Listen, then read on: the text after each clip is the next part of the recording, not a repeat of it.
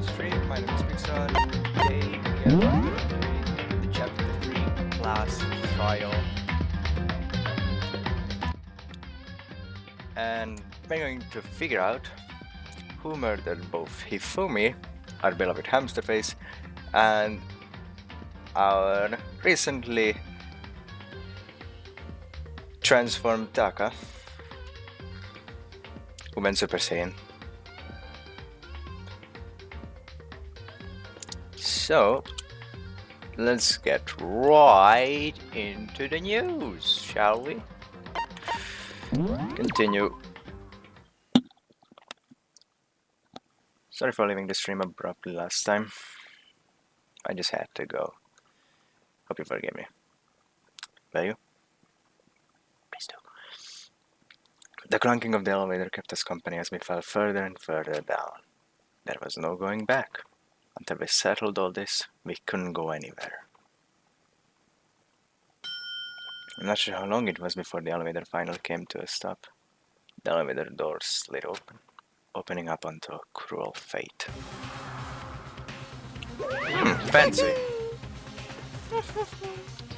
When I see all of you gathered together like this, I realize just how few of you there are left. Your school life is slowly reaching its climax. Just the worst. Only because of you. Why? We're making us do such cruel things to each other. What? But what? You really hate me so much? But I'm so cute. Come on. Stop goofing around and begin the trial. Don't rush me. Of course I'm gonna start it. I would never be like, stay tuned for the action-packed class trial after this commercial break. I'd never hold out on you like that. Okay, let's begin. Get to your assigned seats. And so, the curtain opened once again. A deadly judgment, a deadly deception, a deadly betrayal, a deadly riddle, a deadly defense, a deadly fate, a deadly class trial.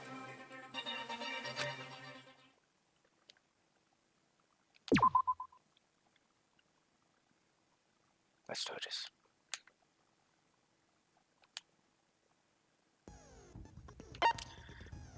Okay, let's set our skills. We should have gotten some new skills, but... Neural liberation or breathing. Have we got anything else? Colon composed, I do not need that at all. Handiwork. Think that's gonna come in handy in this one. Bolt capacity. And this one is breathing technique. Focus gauge recovers more quickly. Effective during the non-stop debate. Hangman's can be in blood time battle. Split Hangman's can be in blood time battle.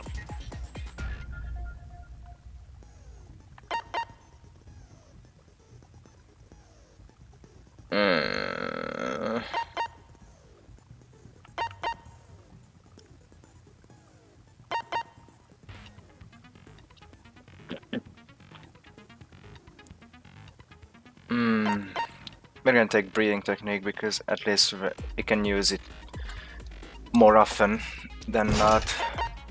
We'll get some more skill points in the next chapters, and hopefully we'll be able to equip that one, because then we'll have all the fever time and concentration. Anyway, let's just review our cerebrals for this case, shall we? Monokuma file number 3. The victims were Hifumi Yamada, Hamsterface, and Kiyotaka Ishimaru, the Super Saiyan. The cause of death for each was a blow to the head. It is thought that they were both killed with a similar weapon, which could be the hammer. Blue tarp. The tarp was found in the repository under Kiyotaka's lifeless body. It was apparently used to move Kiyotaka in order to avoid leaving any bloodstains. Number 3. Repository dolly. The dolly was found when the body was rediscovered in the repository. This specific dolly has no handles, and blood was found on one of its wheels. It is assumed that this is the same dolly that was in the equipment room, where Kiyotaka's body was originally discovered. because of the blood on the wheels and the blood trail in that pool of blood in the equipment room. Hifumi's glasses, when they were first found in the nurse's office, Hifumi's glasses were covered in blood. However, when they were next seen in the repository, they were completely clean. Which would only benefit Hifumi if he was alive still. At least that's my theory. Spotless hammer. Hammers of all shapes and sizes were found in the repository. One of them was found wet and had apparently been recently washed. Repository door. The door connecting the art room to the repository was designed to open only from the repository side. According to Aoi, as a Hina, it was locked during the search for the missing body. However, when the body was rediscovered, it had somehow been unlocked. Well, someone must have been inside there. But who? Equipment room, bloodstain. A puddle of blood was found in the equipment room where Kiyotaka's body was initially found. A tire track had been left behind in the blood. Glasses cleaning cloth. The cloth was found in the trash can in the nurse's office. It is branded with a popular cartoon character and was found with blood on it. One has to wonder if someone used it to wipe some blood away. Celeste's account, Hifumi's body disappeared when Celeste and Aoi left the nurse's office to use the bathroom. Apparently, they weren't gone for more than a minute or two. Interesting. Yasuhiro's message. This is the note that Yasuhiro wrote to get everyone to meet in the dining hall. Meet in the dining hall is all it says. Then writing is remarkably neat and clean. Robo Justice blueprints. This is the blueprints for Robo Justice, which were found in Yasuhiro's room. And the handwriting is remarkably worse than on this sheet of paper. Or that note. So, Hiro couldn't have wrote that. It's just impossible. Robo Justice costume. No one but Yasuhiro could have possibly fit in the costume. In addition, anyone wearing it would not be able to see their feet or bend at the waist more than 90 degrees. I think Hiro was framed. I don't think he did the killing. I don't think he's even smart enough to do that. Yasuhiro's account. Apparently Yasuhiro received a mysterious note last night. The note reads, I found a hole, maybe we can use to escape. Monokuma can find out, so don't tell anyone else for now. Let's meet in the rec room at 1 AM. Taka's broken wristwatch. Kiyotaka's wristwatch broke with the hands pointing just past 6 o'clock. It was confirmed that as of late last night, the watch still worked, which means it must have broken the following morning when he was attacked. Kiyotaka's lifeless hand was found clutching a small scrap of paper. Evidence number 16, the note Hifumi had. Hifumi had this note hidden on him. One edge of it appears to be torn. The note reads, I found a hole, maybe we can use this escape. Monokuma can find out, so don't tell anyone else for now. Let's meet in the equipment room at 6 AM. Very similar to what Hiro said about his note. And finally the handbook,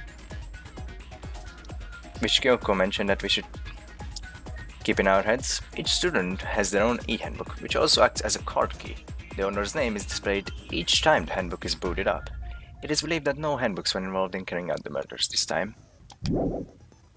But it could still be a very important evidence in the grand scheme of things. Oh then, I believe that is everything we need to do. Let's just plunge right in, shall we?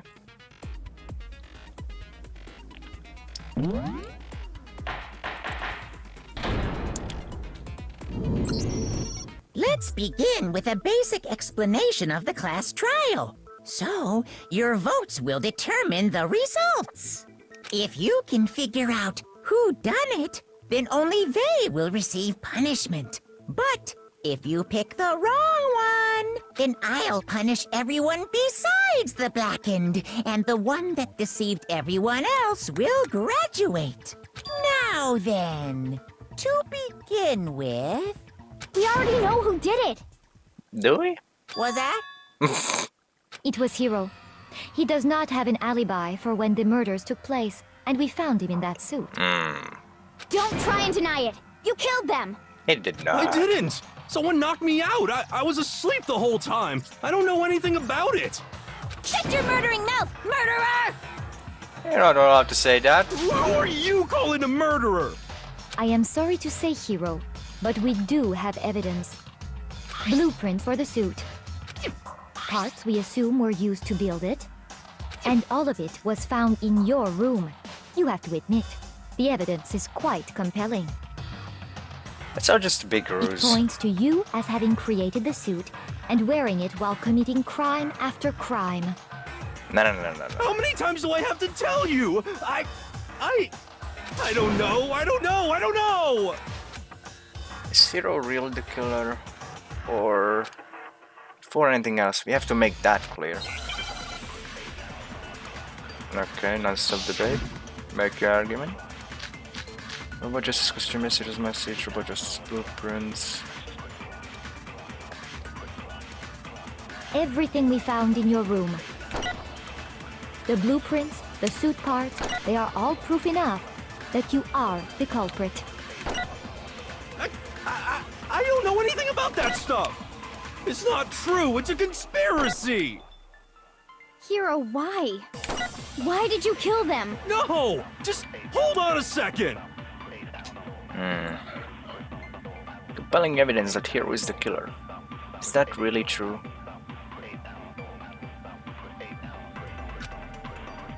Everything we found in your room.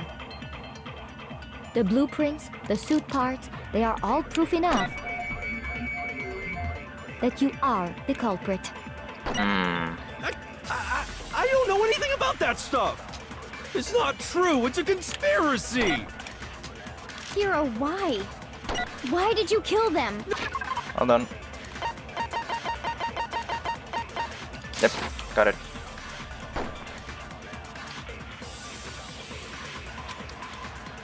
Everything we found in your room. The blueprints, the suit parts, they are all proof enough. No, that's wrong. Yes, Hero's message contradicts the blueprints because it's not the Are same we writing. sure Hero really made those blueprints? What do you mean? Well, take a look at this. It's the note that Hero wrote, asking everyone to meet up after Alter Ego disappeared. The handwriting's obviously different, wouldn't you say? When you compare it to the blueprints. There's no way you could think the same person made both of them. Unless that person made it a point to disguise their handwriting. I don't think Hero's that smart. No, the differences are bigger than that, I think. That also.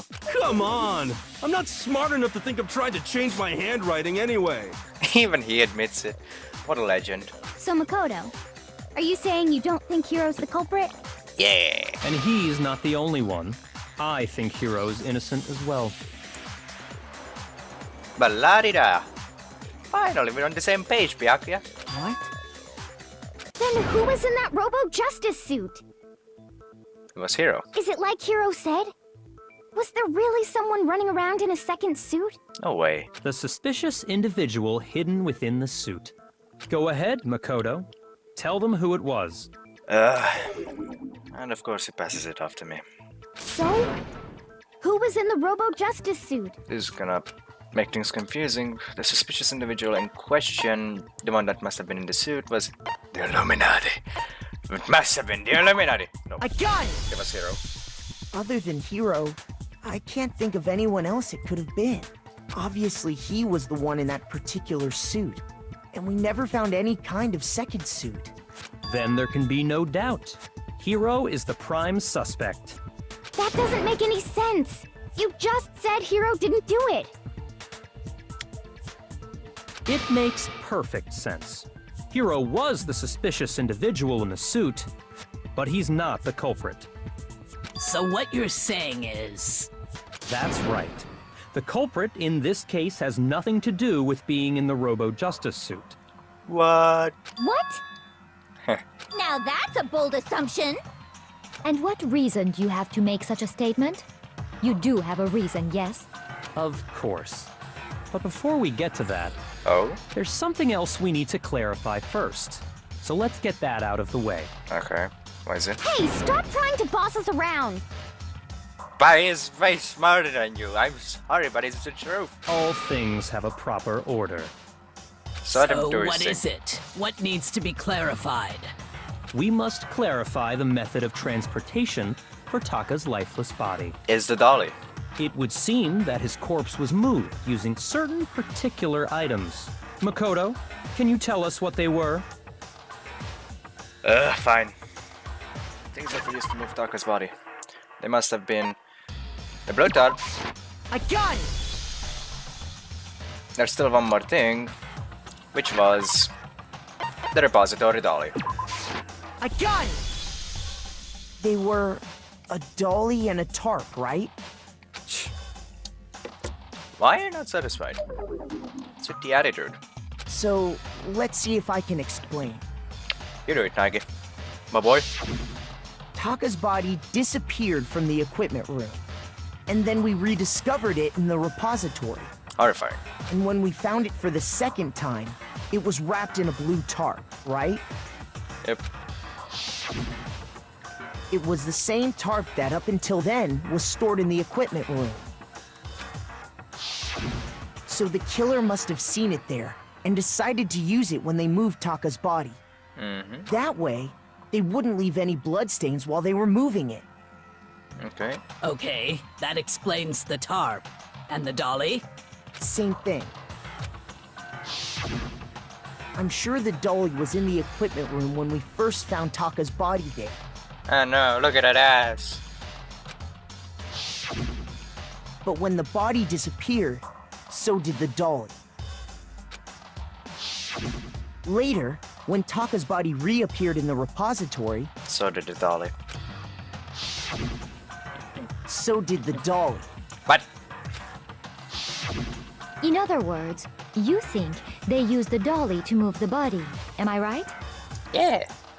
But are you sure you are not mistaken? How would I be mistaken? Huh? Are you absolutely positive the dolly was in the equipment room when we found Taka's body? Yes. That dolly was made specifically for moving large objects between the repository and the art room. I don't know. Taka's body seemed quite large. It would be very strange indeed to discover it had made its way to the equipment room. I mean, how else would Taka's body would find its way to the repository room? Is it not possible that it was in the repository all along, and you simply didn't realize it? No. She's raised an objection. How do you respond? There is no shame in being wrong. Nobody expects much from you anyway. Oh, it's on. We have all accepted the fact that you rarely understand what is going on around you. Wow. I never had anyone sound so nice while being so mean. But maybe I can change her mind. I can just explain to them why the dolly must have been moved from the equipment room to the repository. New element. Bullet time battles. Okay. Let's hear it. Let's talk about reloading. Oh, good. Starting with this next bullet time battle, we're gonna add one more ingredient to the recipe. On the bottom row of the screen, underneath the tempo marker, you'll see your ammo count. Up until now, there hasn't really been a limit on how you destroy your opponent's statements. But from now on, just locking on and pressing the Y button won't be enough to handle them. Now it will cost you 1 bullet to destroy a single remark. Once you run out of bullets, you can destroy any more statements, no matter how locked on you are. However, you can reload by pressing the X button. Just like locking on, you'll have to press the X button in time with the tempo marker. Basically, just remember that the X button now has a function along with the A and Y buttons. You will automatically reload at the start of fever time, and your ammo will not decrease. Oh, but if your action difficulty is set to gentle, you won't have to reload at all. Now it's set to mean. In which case, you can ignore everything I just said. Well then, good luck and have fun.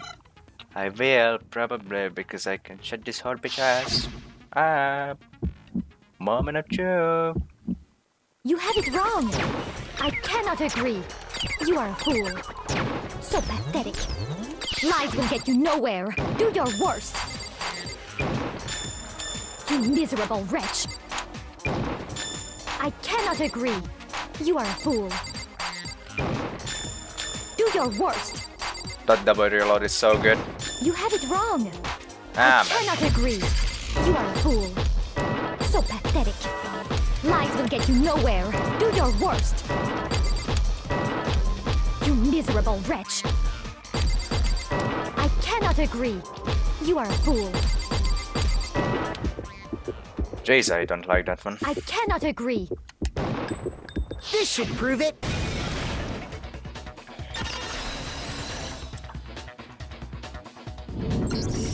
If you're asking for proof that the dolly moved, I have it right here. When I found the dolly in the repository, one of the wheels had a blood stain on it. There was a pool of blood in the equipment room with a tire mark in it that matched the dolly wheel's tread. The killer probably rolled the dolly through the blood on accident as they wheeled the body out of the room. And as the blood dried on the tire, they moved the body into the repository. So there's my proof that the dolly was used to move Taka's body. Jeez. Celeste really hate me that much? Well, anyway, that was just something we had to get out of the way. Let's get back to the main subject. Right. Yeah, the subject of how Robo-Justice didn't do it. Because if it's not a killer robot, then what kind of robot is it? That's not important at all. I'm not sure that really matters. I'd be happy to explain why the occupant of the suit couldn't possibly be the killer. Then do it. If you look back on how the body was transported, it will become immediately obvious. If I look at how the body was moved, it will be clear why the person in the suit couldn't have done it. What does he mean by that? Obviously, you'd have to bend your body in order to move the dolly.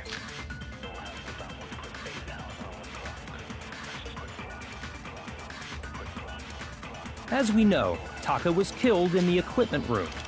And from there, the body was moved to the repository, correct?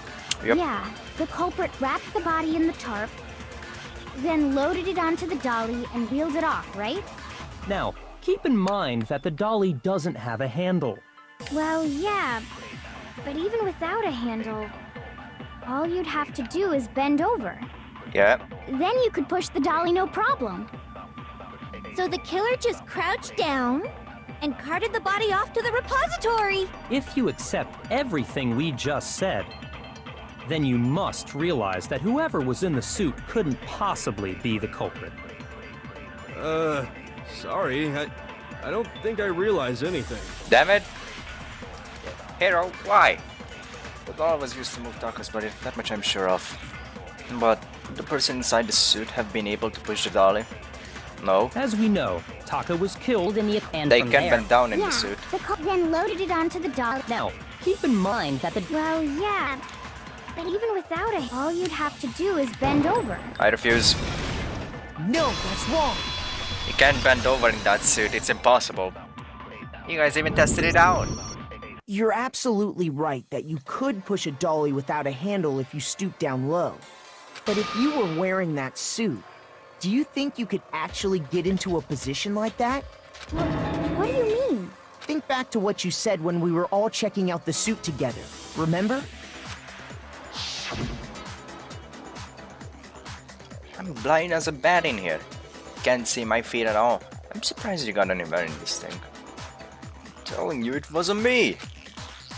Not to mention, you totally can't bend at the waist. Seems like a pretty obvious oversight. When you're in that suit, not only can you not see your feet, but you can't even bend at the waist. Am I right about that? Now that you mention it, yeah. It seems like it'd be awfully hard to push that dolly if you couldn't bend over. Well, what's to stop you from simply pushing the dolly with your feet? When you can't even see your own feet? When you can't even see your feet? You really think someone could kick the dolly all that way? Yeah, it'd be totally impossible. Not that I can say for sure myself. Scary.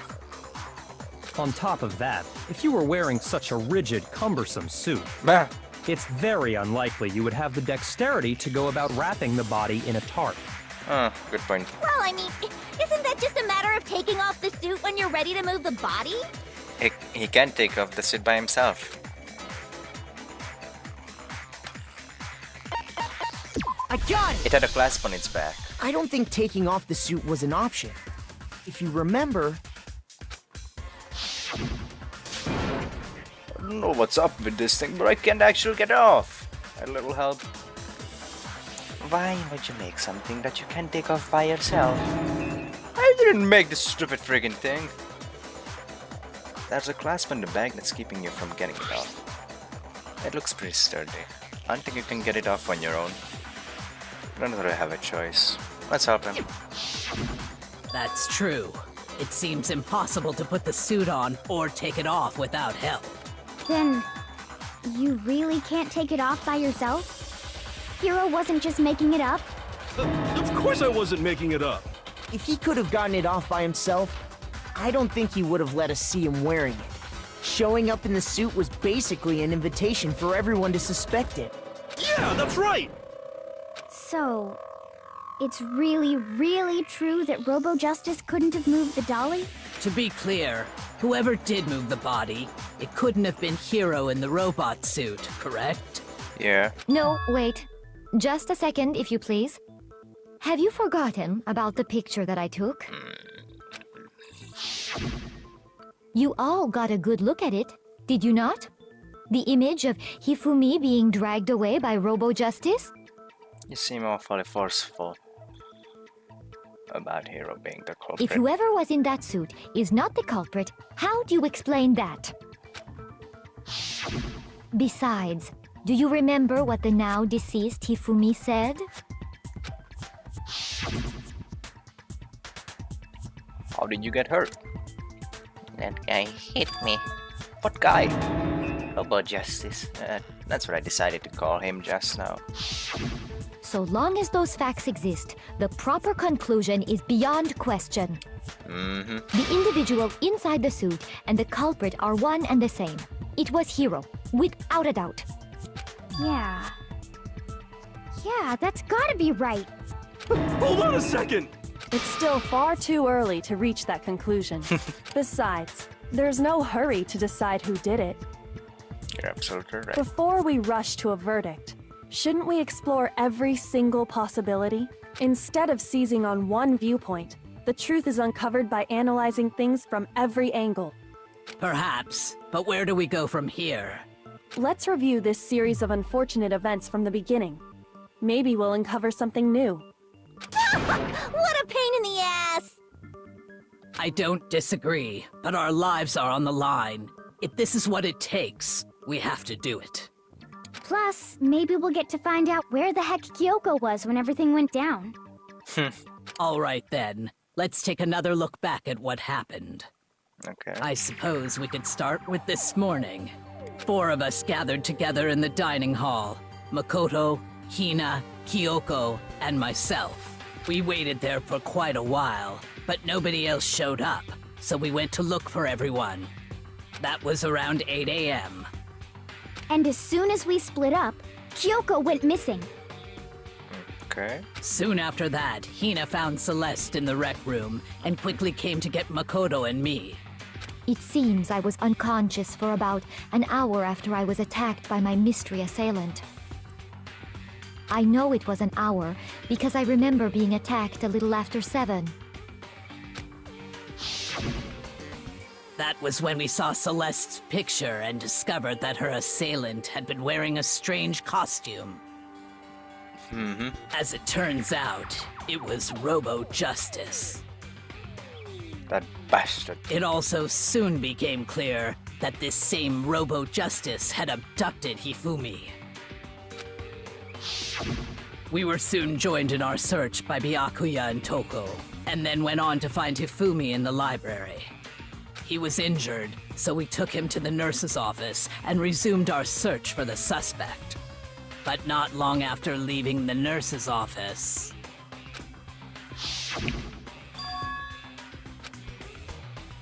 What's wrong? Saw a shadow, something moving around at the top of the stairs. When Celeste told us that, we decided to split up and search the second floor. Alright. And soon after that, I saw someone moving around on the 3rd floor, and I yelled out to everyone as soon as I did. It's weird how you were the only one who saw the suspect. or the suspicious individual.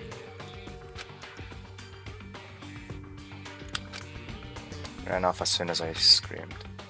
Was blocking the stairs, so he headed further down into the hallway and disappeared. And then, Hifumi screamed. What was that? That came from downstairs. Must have been Hifumi. He's in the nurse's office. at that point, we decided to divide up into two groups. Celeste, Hina, and I went back to the nurse's office, while Sakura, Byakuya, and Toko chased after the suspect. When we got back to the nurse's office, we found Hifumi, dead. R.I.P. And that's when we heard the body discovery announcement. I left Celeste and Hina there and headed back to the third floor to let the others know what had happened. Meanwhile, we had just discovered Taka's body in the equipment room. We must have found both bodies at almost exactly the same time, because we heard the same announcement not long after we discovered his body. And that's when I told you guys about Hifumi. Then the three of us headed for the nurse's office. But right after we left the physics lab, we ran into Celeste, who'd arrived after us. And she told us something very surprising. Hifumi's body had disappeared. We rushed back to the nurse's office and saw that she was right. Then we remembered we'd left Toko passed out in the equipment room, so we hurried back again. This can't be happening. Are we hallucinating all this or something? But when we got there, we discovered that now Taka's body had also gone missing. Next thing we knew, we were searching the school for 2 missing dead bodies. And after some time...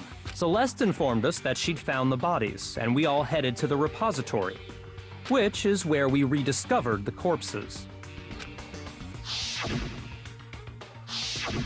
I think that about covers it. I see. The whole thing sounds exceptionally complicated. It certainly seems to me that these are not a simple series of connected events. Okay, well, if that's true, then what? Rather than a single series of events, I think we have to consider each murder a separate situation. And from there, we can uncover the contradictions surrounding all of them. Now then, let's get started, beginning with what happened to Taka. The contradictions hidden in what happened to Taka. In order to uncover the truth of this case, I have to find them, no matter what. Okay. Broken research, Miracle file, yesterday's message. So, regarding Taka's death, I wonder if he died before Hifumi, or perhaps it was after? We already know what order they were killed in. Taka came last. What makes you say that? Because of the numbering of the Justice Hammers. It's true that Hifumi was killed with Justice Hammer 3, while Taka's death came from a swing of Justice Hammer 4. See? So it's obvious Taka came after. The order that the Justice Hammers were used in to commit the murders. Something about that is bothering me. So, regarding Taka's death, I wonder if he died before Hifumi, or perhaps it was after? We already know what order they were killed in.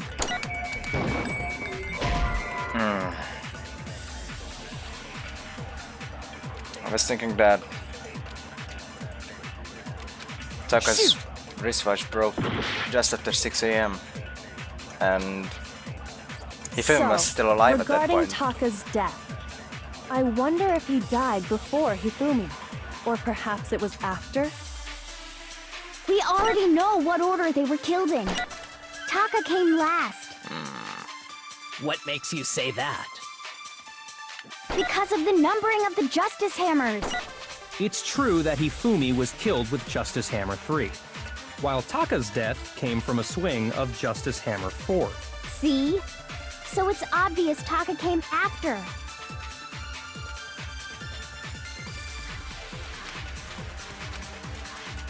So, regarding Taka's death, I wonder if he died before Hifumi. Or perhaps it was after? Let's check what order. We already know what order they were killed in. Taka came last. What makes you say that?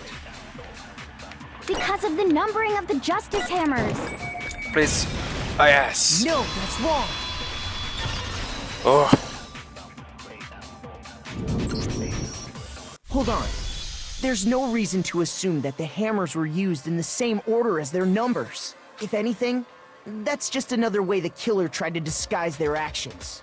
So you're saying the culprit wanted us to think the hammers were used in order, but in reality, Taka was killed before Hifumi? Okay then, let's see the proof. Where is the proof Taka was killed before Hifumi? I feel like there was something. It was the wristwatch. That's the reason why I wanted to use that on what order. Hangman's Gambit. How much I hate you. I need an S. An S? Anybody has an S?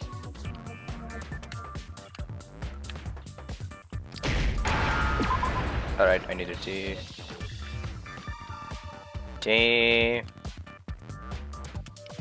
Where are you, T-Dog? There you are.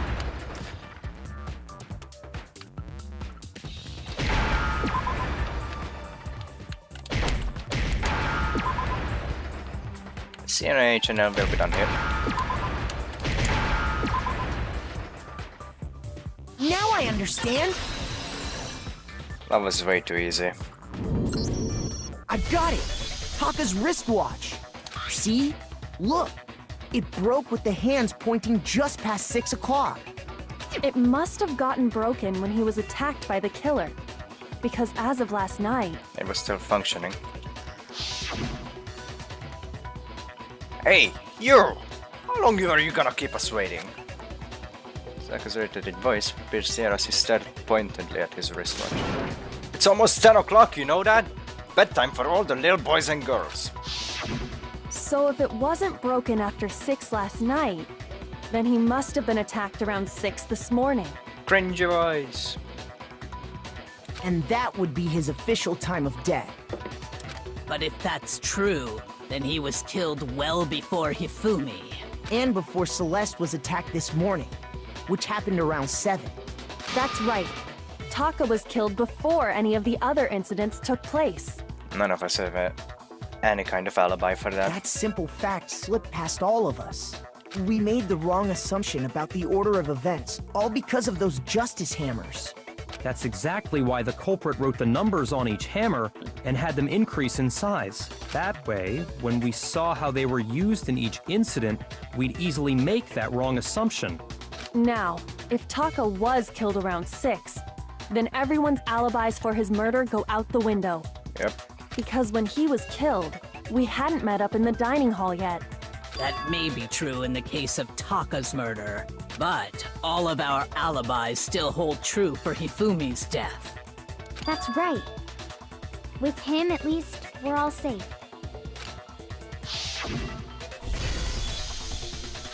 Huh? What was that? That came from downstairs. It must have been Fumi. He's in the nurse's office. This is bad. Come on, we have to go back. When we heard Hifumi screaming, we were all together. Except for Hiro and Kyoko. Then we all ran down to the nurse's office, and that's where we found his body. That's totally true! We're all in the clear! Oh, I know! They must have recorded him screaming on a tape or something, then played it later on! If that's true, where's the tape? I don't know. Don't just go making stuff up. Anyway, we all have rock-solid alibis for when we heard Hifumi scream. Since all of us were there together, clearly none of us could have killed him. And it does not stop there. There was also the moment when we discovered his body had disappeared. When his body vanished from the nurse's office, Hina and I were in the bathroom together, while everyone else was in the equipment room, correct? And then there's the disappearance of Taka's body from the equipment room. At that time, we were all gathered together in the nurse's office because of Hifumi going missing. Well, don't forget, I was passed out in the equipment room the whole time. Wait, then what if Genocide Jill did it? She could have dragged Taka's body out of there right then! No way. Even if she could pull that off, there's no way she could have done the same with Hifumi's body. Because, as we just established, she was passed out in the equipment room when his body disappeared. Besides, I didn't do either of them anyway. In other words, it is impossible that any of us could have killed Hifumi or moved either of their bodies. I still don't believe Hifumi was dead. On the other hand, Hiro and Kyoko had disappeared, so they most certainly could have done those things. So what now, Kyoko? Come on, Kyoko, help me out. For now, we can't get fixated on who did it, or we'll just keep going around in circles. So instead of who, I propose we start talking about how. In particular, I think we need to figure out how Hifumi's body got moved. That's true. We searched everywhere, but we couldn't figure out how to explain his body disappearing. What if he was alive And according to what Celeste said, the whole time? Could have not have been gone for more than a minute or two, though. So then, the killer was able to get in and move Hifumi's body in that short amount of time? It would seem so. Oh, that's impossible. his body apparently disappeared in the 1 minute her and Hina took their eyes off of it.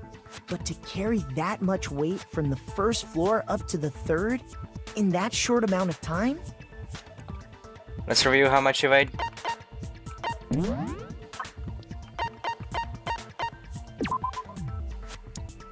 £342 or 155 kilograms. No, there's no way. I'm done. It's impossible. Oh man, yeah! There's no way! It'd be impossible! Well, what if I told you there was a way to make the impossible possible? He was alive! What? How? If the dead body were to move itself. Yes! Touch my girl! The dead body moved on its own? No! Not another... ghost! I don't think it has anything to do with the occult. I think what she's implying is, we thought Hifumi was dead, but perhaps in reality he was still alive. That would make sense why the body discovery announcement played a second time when we discovered both bodies He was alive? in the repository. Are you saying Hifumi wasn't carried out of the nurse's office, but simply walked out on his own? But I mean, we found his body. He was dead. Perhaps he was simply playing dead. That it isn't possible.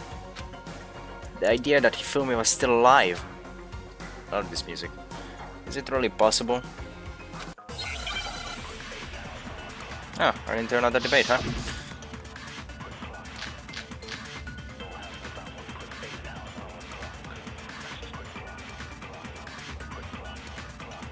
Are you saying that when we first found Hifumi in the nurse's office, there's a chance he was actually still alive? No, it is impossible.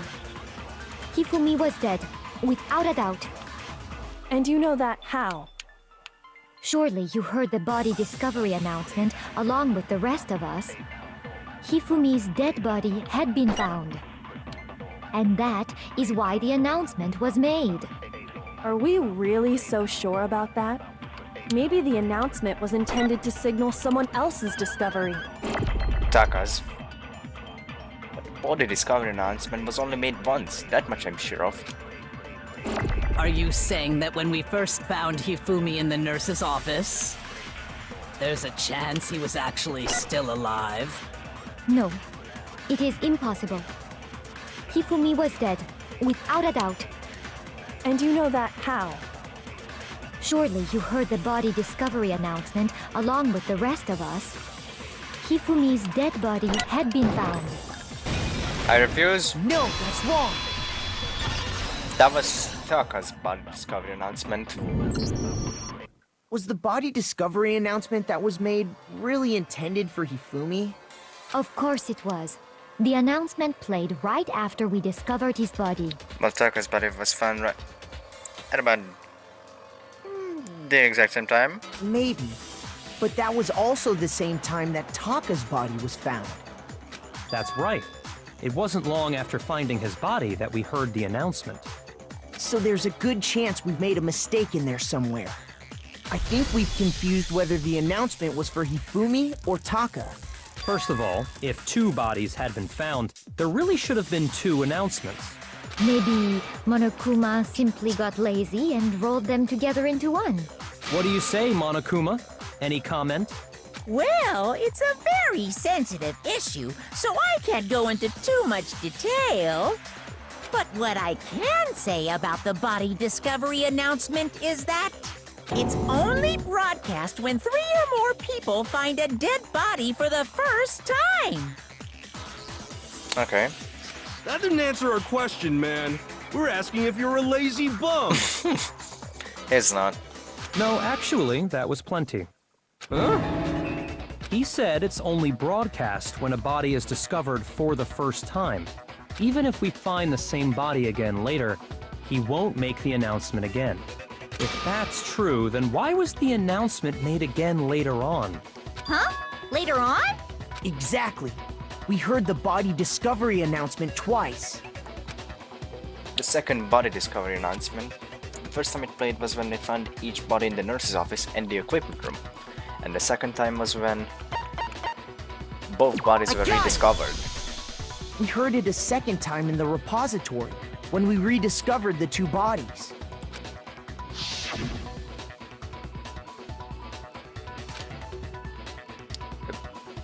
A body has been discovered, estimated a certain amount of time, which you may use however you like. The class trial will begin. It didn't seem weird at the time, but it contradicts what Monokuma just told us, doesn't it? Exactly. If we were actually rediscovering both bodies, the announcement shouldn't have played. Then in reality, when the 2 dead bodies were rediscovered, one of them was actually being discovered for the first time. So, when we found Hifumi the first time in the nurse's office, he wasn't actually dead yet. Meaning, he wasn't actually found dead until we came upon him in the repository. And that's just part of it. There's one other thing that leads me to believe he was still alive in the nurse's office.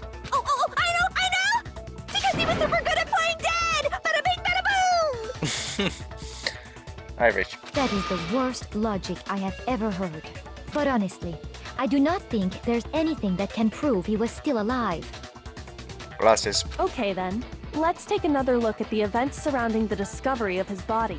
Then it should become clear whether he was really alive or not. Glasses. This whole thing is pointless. There has to be proof that shows Hifumi was still alive. I have to find it and show it to everyone. It was the glasses! Fumi's glasses. There it is! And you have to read the other true bullets. Well, here's one thing we do know. The first time we found Hifumi's body was in the nurse's office. Yeah? And then, while me and Celeste were in the bathroom, his body disappeared. What? And the next time we saw his body, Houdini! it was in the repository. But when you compare his body before being moved and his body after being moved, other than the change in how it was positioned, there was no notable difference. Nope! The glasses. No, that's wrong. When we discovered it in the nurse's office, his glasses were bloody, but when we discovered it in the repository, they were clean. In fact, There was one clear difference between Hifumi in the nurse's office and the repository. His glasses. That fact alone proves that he was only playing dead in the beginning. Perhaps you'd like to fill the rest of us in? When we found Hifumi in the nurse's office, his glasses were covered with blood. But when we found him again later in the repository, they were spotless. And I found the item he used to wipe them clean in the nurse's office trash can. My man. Where is it? I got it! It was a glasses cleaning cloth featuring a certain cartoon mascot. One look at the bloodstain on the cloth should make things clear. This piece of cloth was used to wipe Hifumi's glasses clean. And the mascot on the cloth is the same one that's on the digital camera, right? And whose digital camera was it? Hifumi's, of course. The character was Princess Piggles. From Demon Angel Pretty Pudgy Princess, I think. You didn't say the star. I highly doubt anyone but Hifumi would have brought something like this to school. I see your point. And the only people here who wear glasses are... I wouldn't be caught dead using a tacky piece of garbage like that. A few tissues is all I need to keep my glasses clean. Alright. Then there's no question. It belonged to Hifumi. So what you're saying is... What exactly? What I'm saying is, the blood on his glasses was wiped away using his own glasses cleaning cloth. Even if that is true, it does not mean he wiped the blood off himself. But who would benefit from a clean pair of glasses other than the glasses owner? That's a good point. Then it must have been him, right? Yeah. So let's assume that Hifumi was still alive in the nurse's office. He pretends to be dead. Then when he's alone, he wipes his glasses clean so he can see. Then he stands up and walks out on his own 2 feet. My god. And with that, the impossible task of moving his copious corpse becomes possible, wouldn't you say? But then, if he was just pretending to be dead, what was with all that blood? Was it paint or something? No, there were blood packs in the refrigerator or something. In the nurse's office. The fridge in the nurse's office contains packs of blood for emergencies. He probably used one of those. He figured if he was gonna play dead, he should go all out, so he just dumped it everywhere! But he got crazy with it and had to wipe his glasses off when he was done! God, what an idiot! And if Hifumi was still alive at that point, the disappearance of Taka's body is easily explained. It should be perfectly obvious who must have moved Taka's corpse. The one who moved Taka's body was Hifumi. I got it! Hamster face. It could only have been Hifumi. While we were all gathered in the nurse's office, he went to the equipment room and took Taka's body. Wow. That also explains how the door to the repository got locked. The door was locked? Yeah. Well, after the bodies disappeared, we all went looking for them, right? So me and Sakura headed for the repository. But when we got there, the door was locked. And the repository door can only be locked from the inside. Hifumi. Which means when Hina and Sakura got to the repository, someone was already inside. He was a sneaky son of a gun. And it could only have been Hifumi, who just finished stashing Taka's body there. He convinced us all he was dead, and when he saw his chance, he dragged Taka's body to the repository. Wow. So, Hifumi wasn't just another victim in this case. He was one of the assailants. But that means he took part in the murders. Plot twist. I just can't believe it. If you're having trouble, would you like me to show you one more piece of evidence? Please do. There's more? Oh, absolutely. The single biggest fact pointing to his involvement has yet to be revealed. You know what I'm talking about, right, Makoto? The item he took off of Taka's lifeless body? I gotcha. The thing that Hifumi stole from Taka.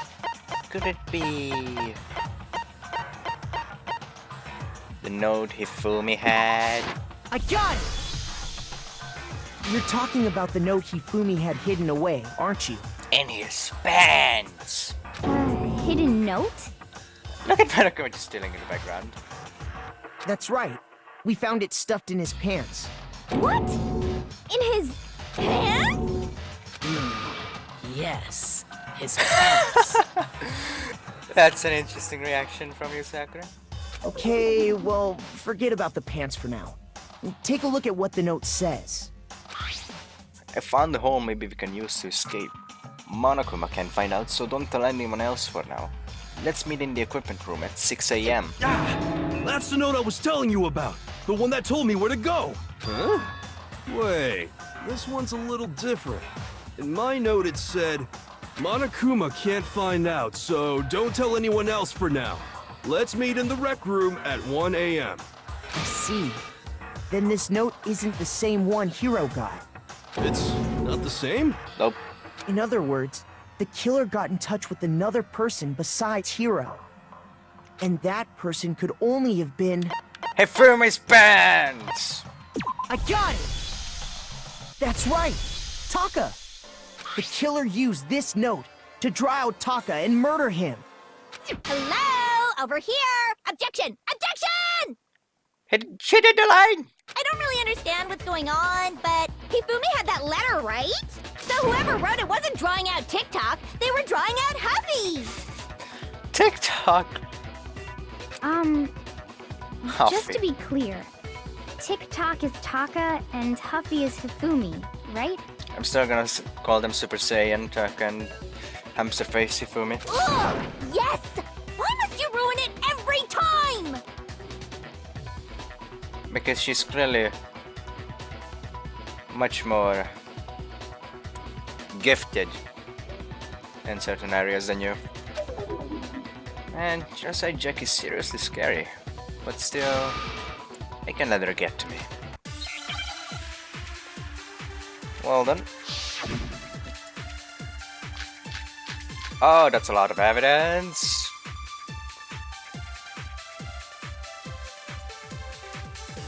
Huffy had the note, right? Then the person it was intended for must have been Huffy! But remember what the note said. What time did it say to meet? 6 a.m., I believe. The time doesn't matter! The note has nothing to do with TikTok! Oh, come on, it got out. As I mentioned in the note, I feel like that's the key. Huffy had the note, right? Then the person it was intended for must have been Huffy! I hate you. But remember what the note said. What time did it say to meet? Stop spinning. 6 a.m., I believe. The time doesn't matter!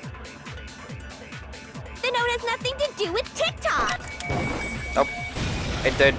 No, that's wrong! You just have to take a look at his wristwatch. No, there absolutely is a connection. What the hell are you talking about? The note said to meet at 6 a.m., which is the same time Taka was murdered. We've already proven that using his wristwatch. But there's more.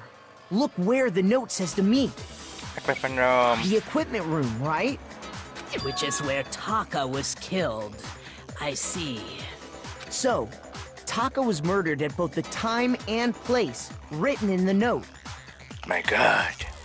I think that should be plenty to show that this note was definitely meant for Taka. Well, when you put it like that... No further objections! Then someone used that note to trick Taka, just the same as me. The culprit really is a cold-blooded monster, telling people they found a way out. But if they gave the note to Taka, what was Hifumi doing with it? Stuffed down his pants, no less! Most likely, Hifumi stole it off Taka's corpse after he died. Huh? He stole it? Where's your proof? Go ahead, show us. My god. Get like a scrap of I paper. got it! When I searched Taka's body, I saw that his lifeless hand was gripping a small scrap of paper. If I'm right about this, the sheet of paper this piece came from is...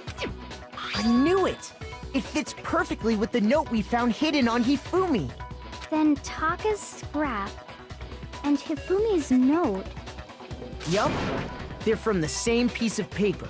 Hifumi had the note meant for Taka, while Taka's corpse still grasped a small piece of that note. There's only one way to explain it. Taka died clutching the note.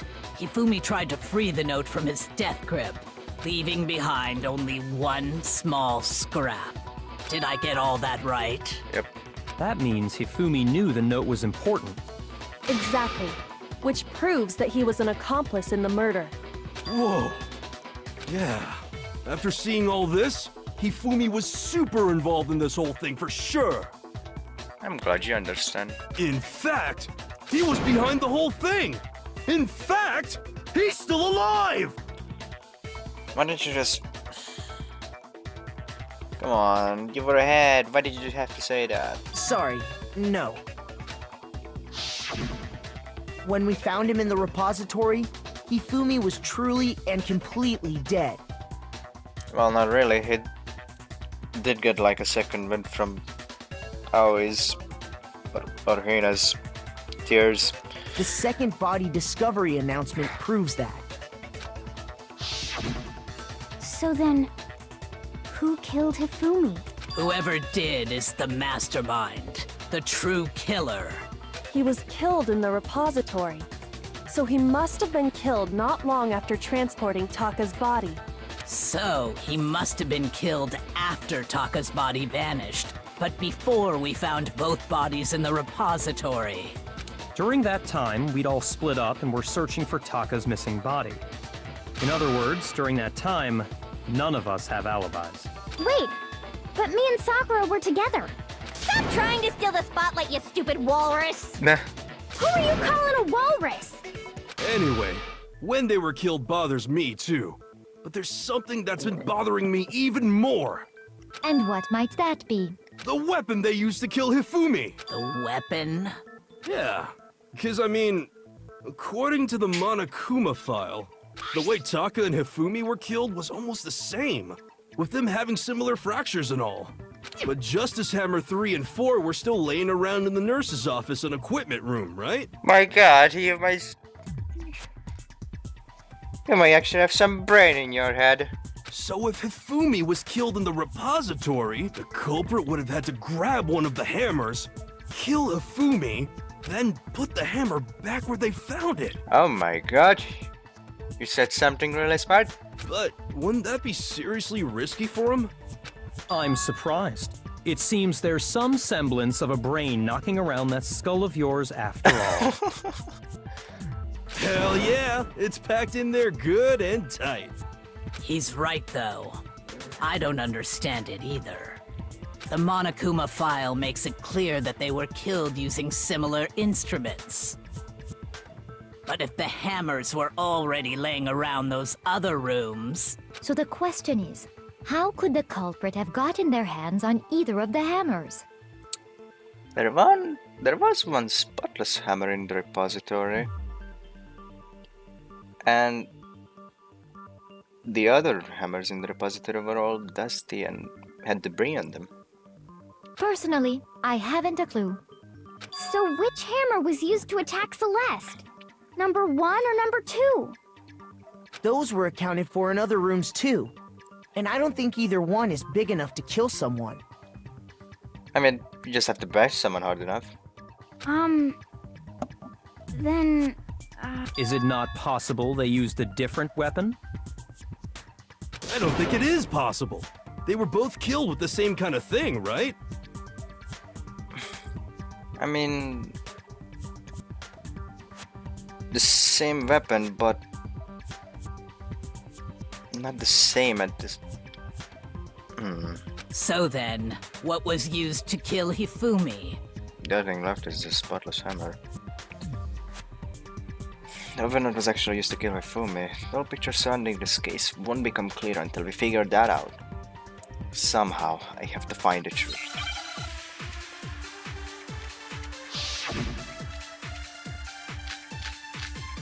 There it is, spotless armor.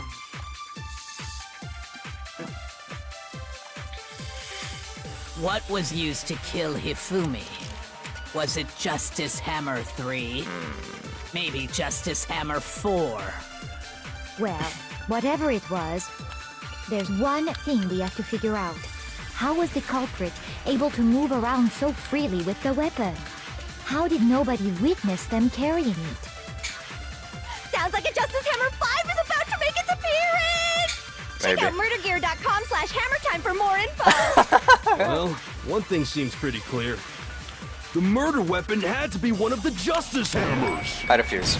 That's wrong. No, that's wrong.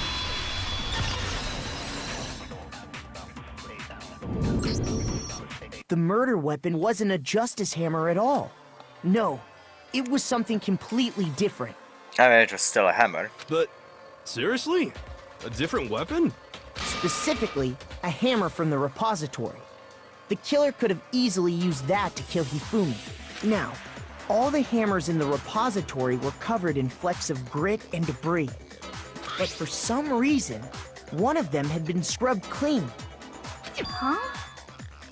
And the reason it had been scrubbed clean was most likely because it was used to commit murder. If the hammer got covered in Hifumi's blood, of course they'd have to clean it off. I'd also like to point out that the repository has all kinds of hammers. Big ones, small ones, and even some flat mallet-like ones. I think whoever made the Justice Hammers used those as a basis for their design. If that's true, that would explain the Monokuma file's note about the wounds being similar. So Hifumi moved Taka's body to the repository, where someone then used a hammer to kill him. And whoever did that is the true killer. The one Hifumi was working with. And the one who betrayed him. Yep. Hold on a moment. I still think it's strange to assume someone was working together with him. The way the graduation rule works, there is no benefit to helping someone else carry out a murder. Unless there were two murderers. So the idea that anyone would work together like that is simply ludicrous. We talked about this, did we not? We did talk about how there wouldn't be any reason for anyone to work together. At least that's what we thought at first, but...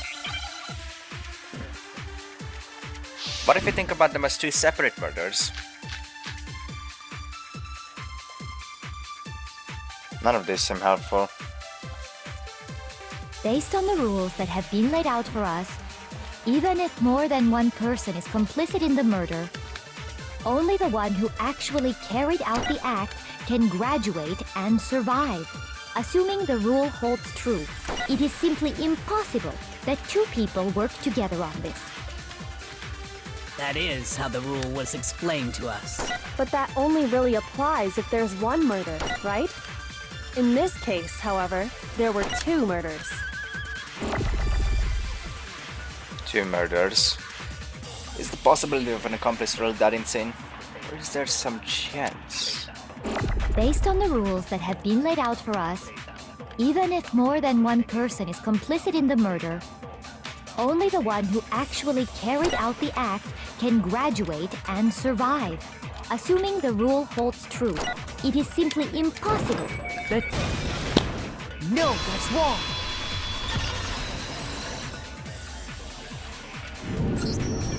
Since there were two murders, it's at least plausible that more than one person was involved. Sorry. Someone came into the room. What do you mean? If there'd only been one murder, then yes, the idea of an accomplice isn't really worth considering. Naturally, if only one person can be saved per murder, an accomplice has no risk versus reward benefit. Risk versus reward benefit? The payoff for working together. The reward that balances out the risk of taking part in a scheme. There's no point in being someone's accomplice if there's no benefit to you. However, if there were some potential mutual reward for the risk, then cooperation becomes possible. You're saying that two people could act as each other's accomplices to commit two separate murders. I think that's what the true killer told Hifumi. They would each have an accomplice for their crime. And based on the case's events, Hifumi would have been the first one to act, murdering Taka. They made him carry out the first murder so he couldn't back out of helping them later on. So in this case, there wasn't one single person committing multiple murders. Instead, each person killed someone, creating two separate incidents. And it only looked like one person because that's how the true killer designed it to look. A single suspicious individual, a similar weapon used in each crime, disappearing bodies. By creating one seamless set of circumstances, they made it look like one person was behind it all. The mastermind picked their target and managed to convince him to go along with their plan. And then, to avoid the no accomplices rule, they simply killed their accomplice. Which, if true, means that betraying Hifumi was part of the plan from the very beginning. That's just awful. How could anyone be so cruel? You think so? I can't help but admire its cunning. Still, their choice of accomplice seems odd. They forced me to convince us the two murders were the same. That was the main characteristic this time. Kyoko must have noticed that fact from the very beginning. Which is why she said not to look at this as a series of connected events, but entirely separate incidents. Kyoko really is amazing. Although, when you think about it, she's almost too amazing. Like, it's almost unnatural how good she is at this. I understand how an accomplice could be involved. But then, who was the one pulling Hifumi's strings? Maybe that connects to what her talent is.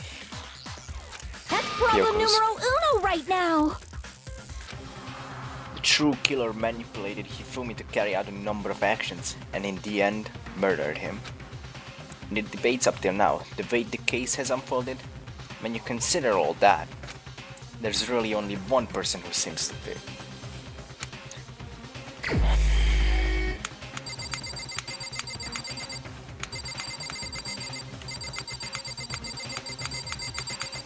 I know who it is. I just wanted to go around. It was Celeste. Here's my answer. It was Celeste. So I'm the suspicious individual now, am I? Yep. I really do hate this kind of joke. It's not a joke, girl. A joke? I wonder. So what you are saying, then, is that I specifically chose to work together with Hifumi. The idea that I would choose to spend any amount of time interacting with him, You're raising your voice. that I would go within 10 feet of that shit for brains, that lazy, worthless goddamn idiot!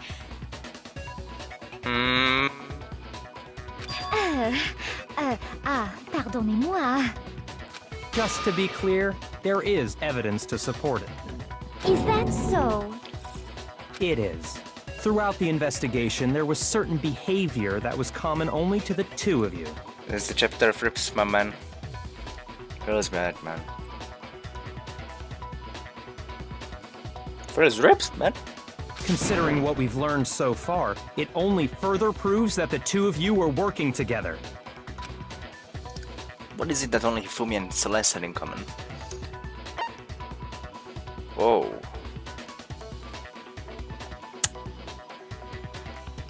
Oh.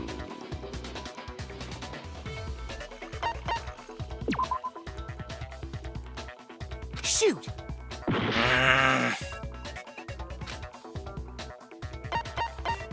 got it! Man. The behavior they had in common has to do with the suspicious individual in the suit, doesn't it?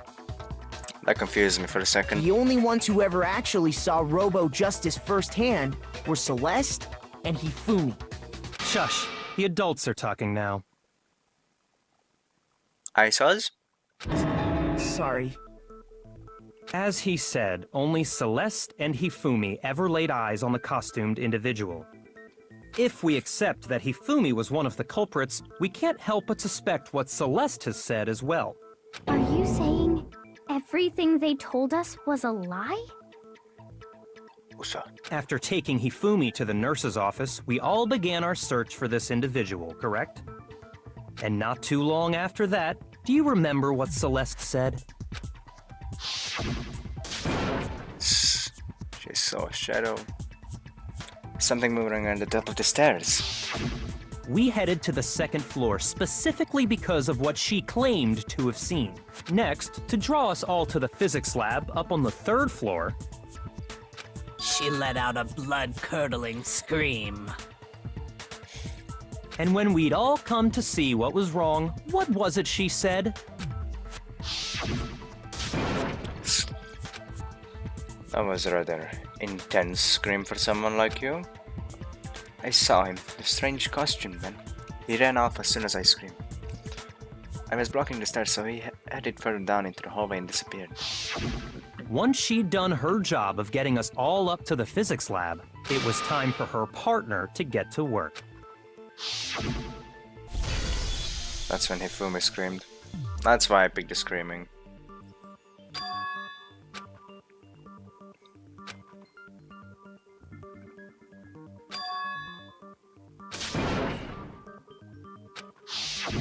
It was to get us to divide into two groups. So that we would discover both bodies at the same time?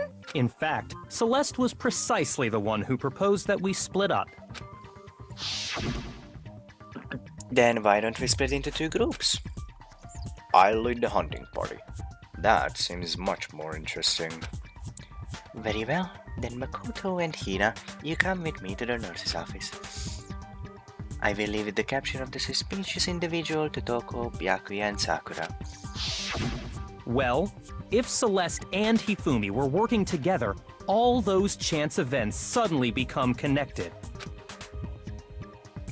Got nothing to say? And on top of that, that piercing cry of yours early on. That was a signal, wasn't it?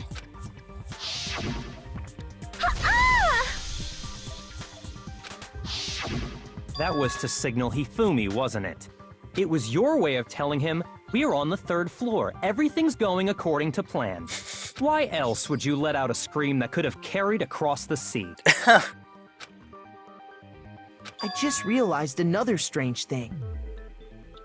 When we found Hifumi in the nurse's office, who we now know was only pretending to be dead, I certainly was not expecting this. I did not imagine that Hifumi would be murdered. Celeste, you were the first one to say he'd been murdered. You wanted to make sure we wouldn't have any doubt in our minds. I don't believe it. Everything. The whole thing was one big act. Hina, you were with Celeste when Hifumi's body disappeared, right? Yeah. I was feeling kinda sick, so Celeste took me to the bathroom. Wait! Then that was... She wasn't worried about you.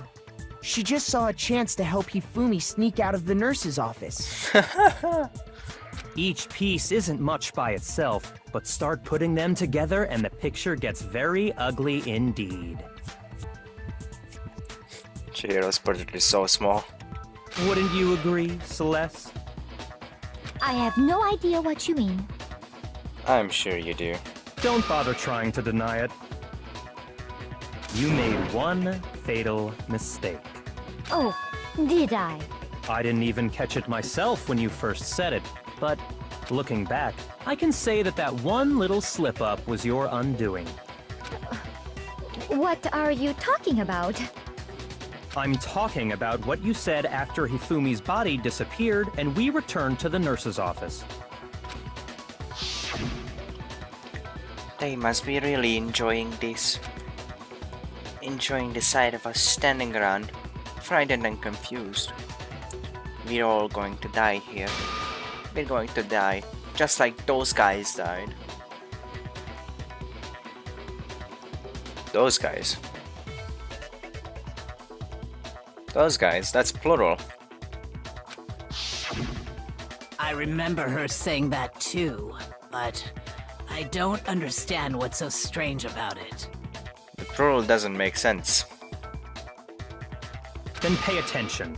Sakura, Toko, and I were first to discover Taka's body in the equipment room. Then Makoto showed up and told us Hifumi had been killed.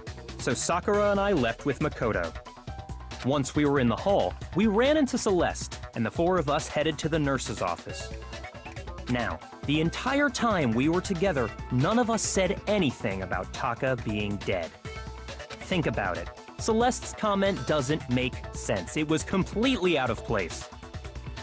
Yeah, I see what you're talking about. Although I don't really get what it means. You hear that, Celeste? Everyone's having some trouble understanding. Could you repeat what you said? If you're really not the culprit, you shouldn't have any problem repeating it, right? Nice. Good one, Byakuya. Byakuya said that Celeste's comment doesn't make sense. But what is he alluding to? She's saying those guys doesn't make sense unless she knew that someone else was also dead. All I said was, they must really be enjoying this. Enjoying the sight of us standing around, frightened and confused. They must be positively elated. We are all going to die here. All. We are going to die, just like those guys died. And that is all I said. And that's all it takes to finish this. It's obvious, isn't it, what was so strange about Celeste's comment? So strange. We take that true, but when Celeste said what she did, she shouldn't have known yet. With that in mind, what's so strange about what she said is... All I said was, they must really be enjoying this. Enjoying the sight of us standing around, frightened and confused. They must be positively elated. We are all going to die here. We are going to die, just like those guys. No, that's wrong.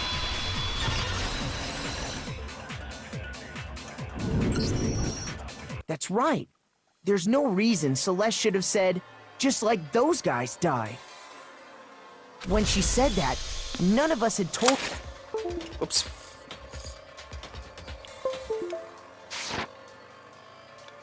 None of us had told her Taka was dead. Exactly. And we didn't run into her until after we were all out in the hall. Epic fail. So there was never any chance for her to have seen his body in the equipment room for herself. So how did you know, Celeste? How did you know more than one person had been killed? And how did you know they were both guys? Because Kyoko had also disappeared, right? So she could have been dead too. Not so funny. You all have such vivid imaginations. You know that? Imaginations. You claim that I was lying when I told you about the suspicious person I saw. Then what about the picture I took? How do you explain this picture of the costumed villain dragging Hifumi away? Didn't Hiro mention that he was drugged or something? It has to be some kind of setup, right? So let's put the suit on. And then she used the camera's timer to set up the picture. It doesn't have a timer. Have you so quickly forgotten? You are the only one who could have possibly fit into that suit. Plus, I happen to know that this particular camera does not have a timer. In other words, it is an unassailable fact that this is a picture of Hifumi being dragged away. If everything I told you was a lie, how can this picture exist? Simple. Are we sure that's really a picture of the suspect dragging Hifumi away? What could you possibly mean by that? Surely there are other explanations than the one you've offered up. No, there is no other explanation. Other explanations? If it wasn't a picture of the suspect dragging Hifumi away, the only other possibility is Hifumi and the suspect are dancing, Hifumi and the suspect had been drinking, I don't know. I have a friend that would do that. Hifumi is dragging the suspect away. A gun! It's not a picture of the suspect dragging Hifumi away. Riperinos. I would say it's a picture of Hifumi dragging the suspect away. That's certainly within the realm of possibility. We're on to you, Celeste. The one being dragged off in that picture isn't Hifumi, but the person in the robot suit. Rich in peace. We've simply been led to believe that it's the other way around. And the strange costume might only exist to lead us astray even farther. If you saw someone wearing something like that in this situation, of course you'd notice and be suspicious. That's what happened! You put me to sleep and made me out to be the bad guy in all this! Why is it now? Such a thing is utterly impossible. Why? Hifumi was dragging him away? Ridiculous. Is it? I don't think it's ridiculous at all. Then shut your mouth and allow me to educate you. Watch your mouth. Celeste thinks she can prove that there's no way Hifumi was dragging the suspect away. But is that really possible? Is that my favorite track from the whole soundtrack? Yes, it is, my boys! Robo Justice Costume, e-handbooks para sa Maria Sura's message, Robo Justice Blueprints. You dressed me up in that suit after I passed out! Average Gen game. Then you just draped me across Hifumi and had him carry my weight! So this is You tried to make me look like the bad guy! believing your friends. Like I said, ridiculous. Killing your friends. As you can see in the picture, the suspect is standing perfectly upright. Doubting your friends. If the person inside the suit Over was and over and over. unconscious, there's no way they could stand up straight like that. I'm right at the truth. Then the fortune-telling idiot is the culprit after all! The truth of punishment. No way!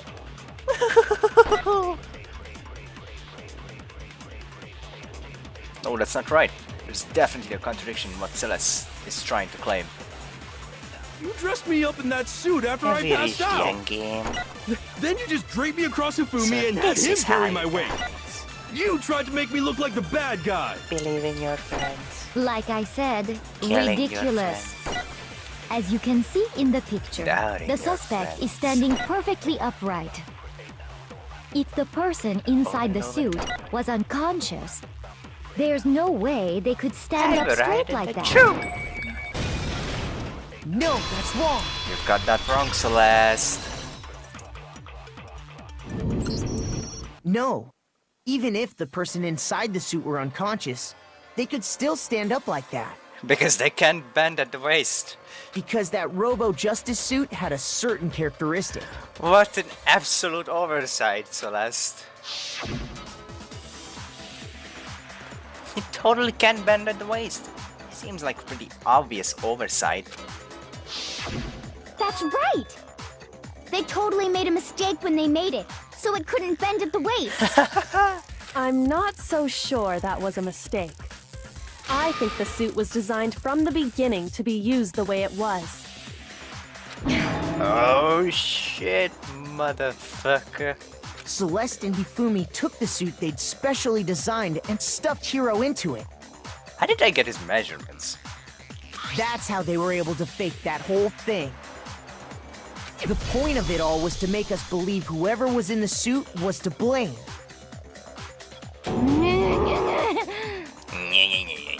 Well then, I suppose this is checkmate. Oh yeah. Checkmate?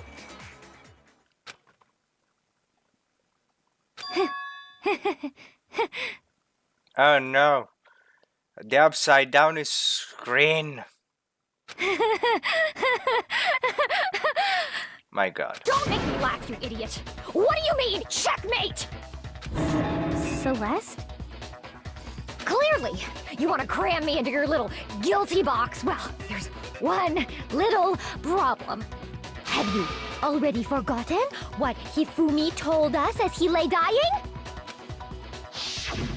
You seem to have lost a little bit of your accent, I'm sorry. Ifumi, who was it? Who attacked you? Who tried to kill you? Who killed me? That's right. I remember. name. Yasuhiro.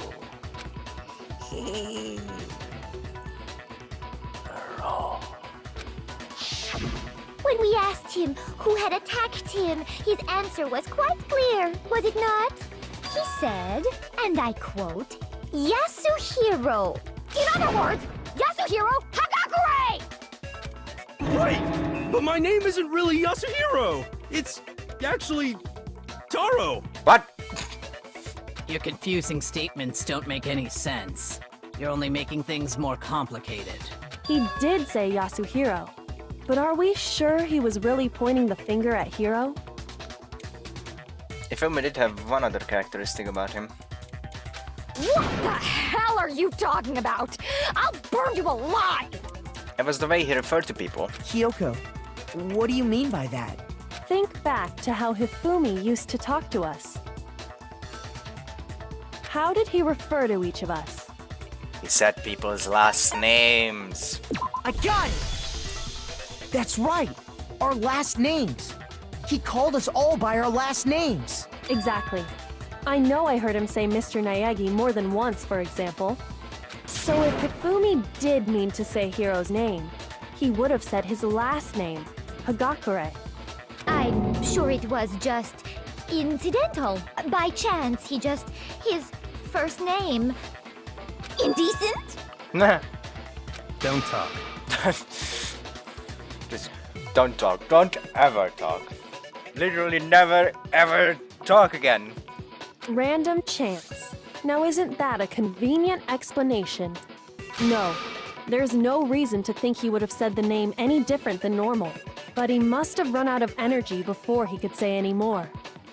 So Hifumi was trying to tell us the last name of whoever killed him? But the name he said doesn't apply to anyone here.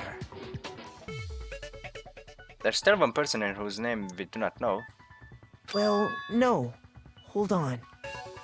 There's one person it could apply to. And that's Celeste. She never actually told us what her real name is. What did you just say? To think you'd take your false accusation so far, I don't know whether to laugh or spit! Come on! Enough with your idiotic blather! Yasuhiro is a loser's name! Do I look like a loser to you? With that face? No, you look more like an insane bitch. Well, do I? My god! She went spiky! What? I think I've earned the right to be a little on edge. Edge. Edge, edge, edge, edge, edge. Okay, then fill us in. What's your real name? Fine. Make sure your ear holes are wide open and listen up! Alright. My real name is Celestia Ludenberg. Could you please stop making me repeat myself over and over again? Not until you tell us your real name. Celeste still won't give up. So then, I have to do something to make her accept it. Yes, offers is to spare. Yes. Make your argument. Robo Justice Costume, E-Handbook, Spotless Hammer, Yasuhiro's Message, Robo Justice Blueprints. Same bullets, huh? 2 minutes. Hifumi was trying to tell us something. He wanted us to know the killer's last name. Mike. Yasuhiro. If there's one person here who might have that last name, It would have to be you, Celeste. You haven't told anyone what your real name is. How many times do I have to tell you? My name is... Celestia Ludenberg, god damn it! That's upside down. How long do you plan to go on pretending? I'm not pretending. It's the truth. And since you have no way to contradict me, You got that wrong. No, that's wrong.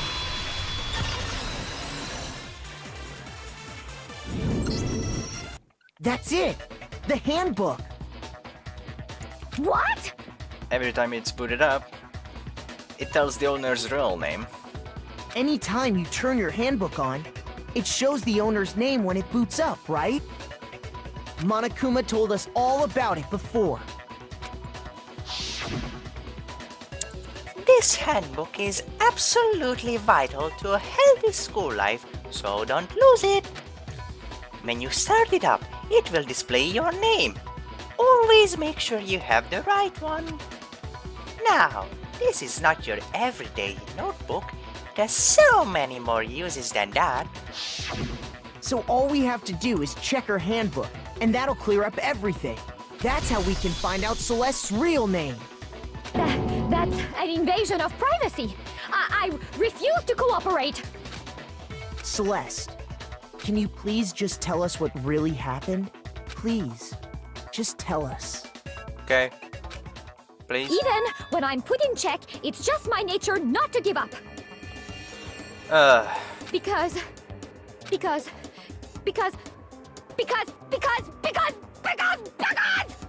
until the game's over, you never know what might happen. Fine then. Let me settle it. Let me go over the case again, from the beginning, and shed light on all your crimes. And that'll bring everything to an end. Closing argument. Climax reference. Righteous. Let's try to recreate this.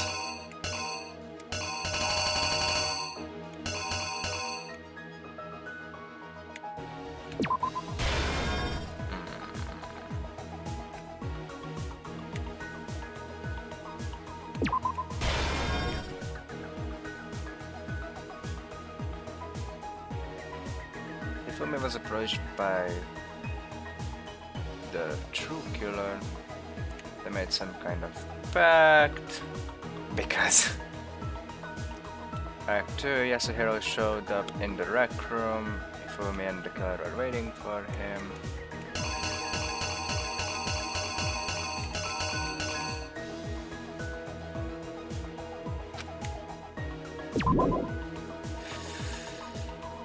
What time did the killers call their victim to the rec room?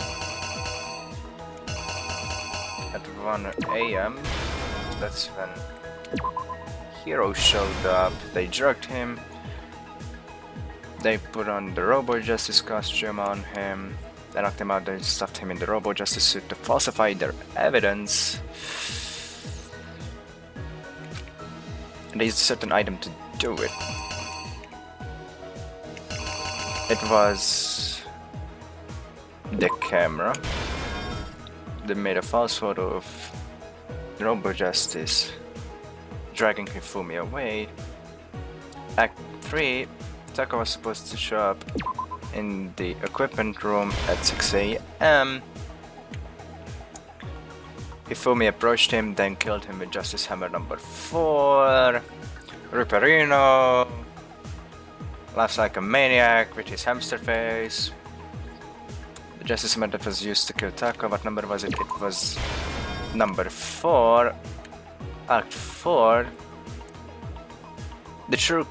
We approached the true killer in the rec room. They showed us a picture of Hifumi being dragged away. We heard the scream. We approached the library, where we found an injured Hifumi. Hifumi used something to fake the existence of a shadowy criminal. It was Justice Hammer number 2. Act 5, the nurse's office. I like how it's written there. After we left Hifumi alone in the nurse's office to go up to the 2nd and 3rd floor, Hifumi got the blood pack from the refrigerator. Which Justice Hammer was in the nurse's office when Hifumi was pretending to be dead? It was number 3. We had to scream, then the true killer, Makoto and Hino went back to the nurse's office, discovered Hifumi's alleged dead body. At the same time, Byakuya, Toko, and Sakura discovered Taka's dead body. Act 6, Hifumi got up and walked away, took Taka's body, wrapped him in the tarp, took him to the Repository. Hifumi used something to move Tako's body. It was the dolly.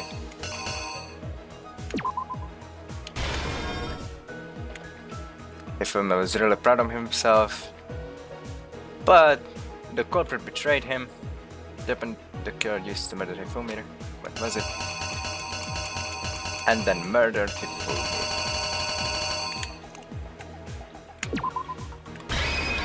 Reenact. The killer is you!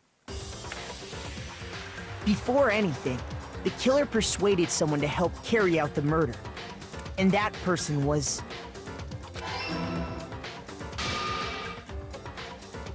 Hifumi.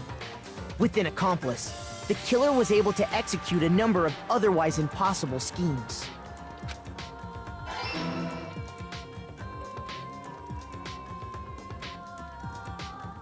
First, they convinced someone to meet them in the rec room last night at 1 in the morning. That someone they met with was Hiro. Poor Hero. Look at that. Frame. Bottom left. Hifumi. Jesus. The murderous duo intended to pass Hiro off as the prime suspect. So when they met up with him, they drugged him, knocked him out, and stuffed him into the Robo-Justice suit.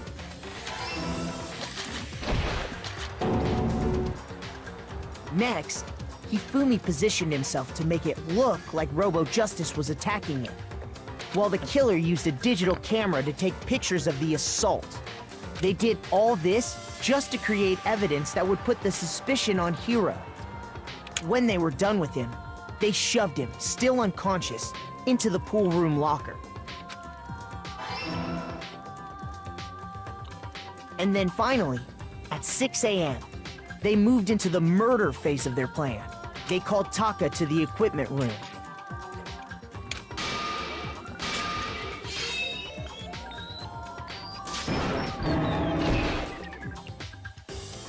And that's where Hifumi killed him, making it the scene of the first murder. If only it was Tako's final form. The murder weapon was Justice Hammer 4, which was left there in the equipment room. The reason Hammer number 4 was used was to create confusion about the order of the crimes. My God. So, next they falsified 2 more assault incidents. For these attacks, the killers pretended to be the victims, to solidify Robo-Justice as the suspect. The first fake incident was the attack in the rec room. There, the killers wanted us to see Justice Hammer 1, and the Robo-Justice pictures they'd taken. My God. Hammer time! MC Hammer! They wanted to make sure we bought the surprise attack story. The second fake incident was the attack in the library. What a cunning plan. This time, they planted Justice Hammer 2 and an injured Hifumi to sell us that story. With these 2 incidents, the killers were able to create a certain preconception in our minds that the suspect was increasing the size of the hammers and attacking people in order as they did. We fell right into their trap and started looking for the suspect based on that. But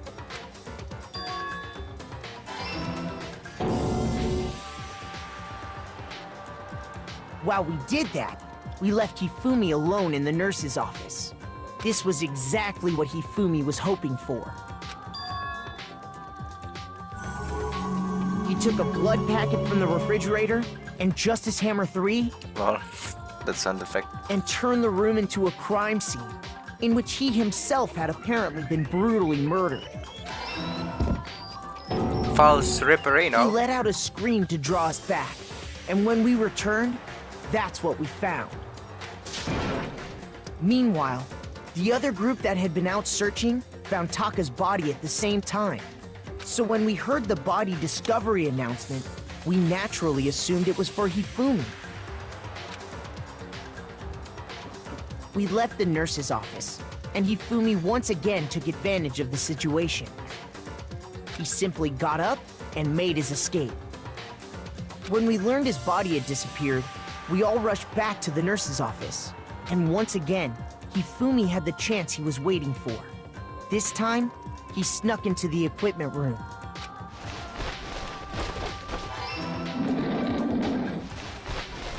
He wrapped Taka's body in a tarp and used the dolly to move it all the way down to the repository.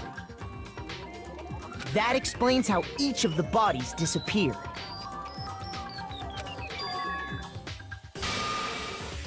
But even Hifumi didn't know what the true killer had in mind for their final act. A deadly betrayal. Their plan all along was to kill Hifumi and get rid of the one person who could betray them. And they did it using an ordinary, everyday hammer from the repository. That should cover everything that happened in this case. And the villain behind it all is... Oh wow.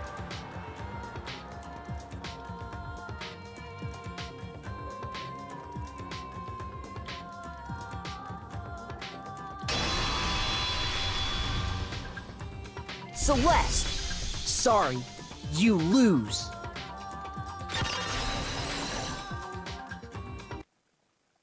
I lost? You did? I lost? Yep.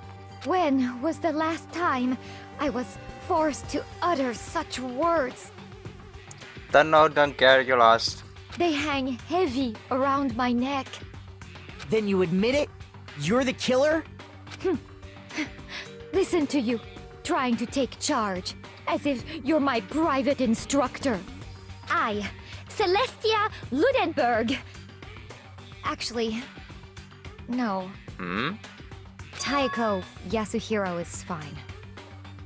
There we go. Eiko? Taiko Yasuhiro. So, you finally accepted it. I'm the kind of person, once I've lost, I don't like things to drag on. Interesting.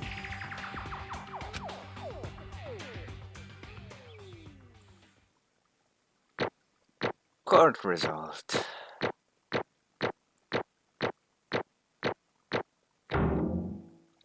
$1,269 points. That's the perfect amount of points that anyone could have.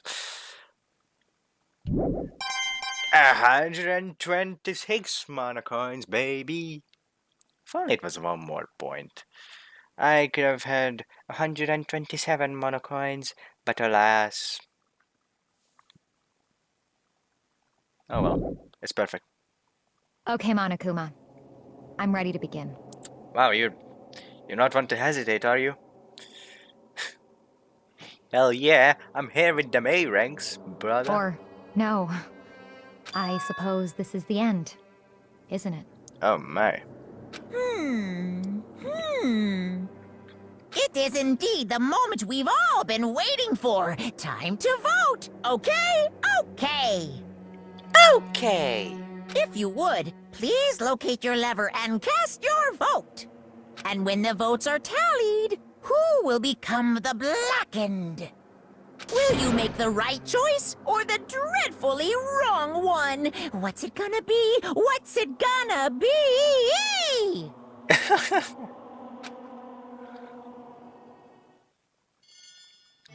Who is found guilty? Monokuma vote. Guilty!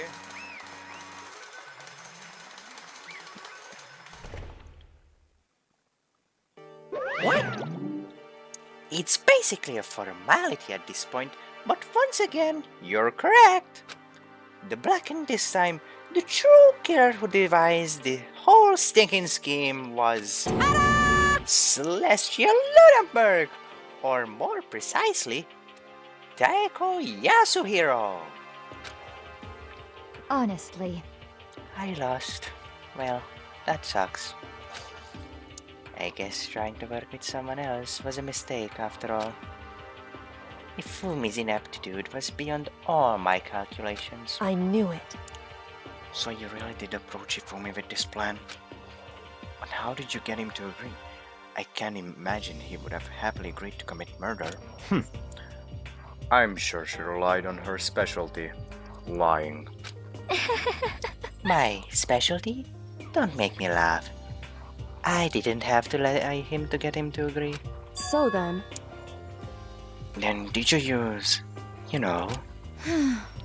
I knew you'd figure it out, Kyoko.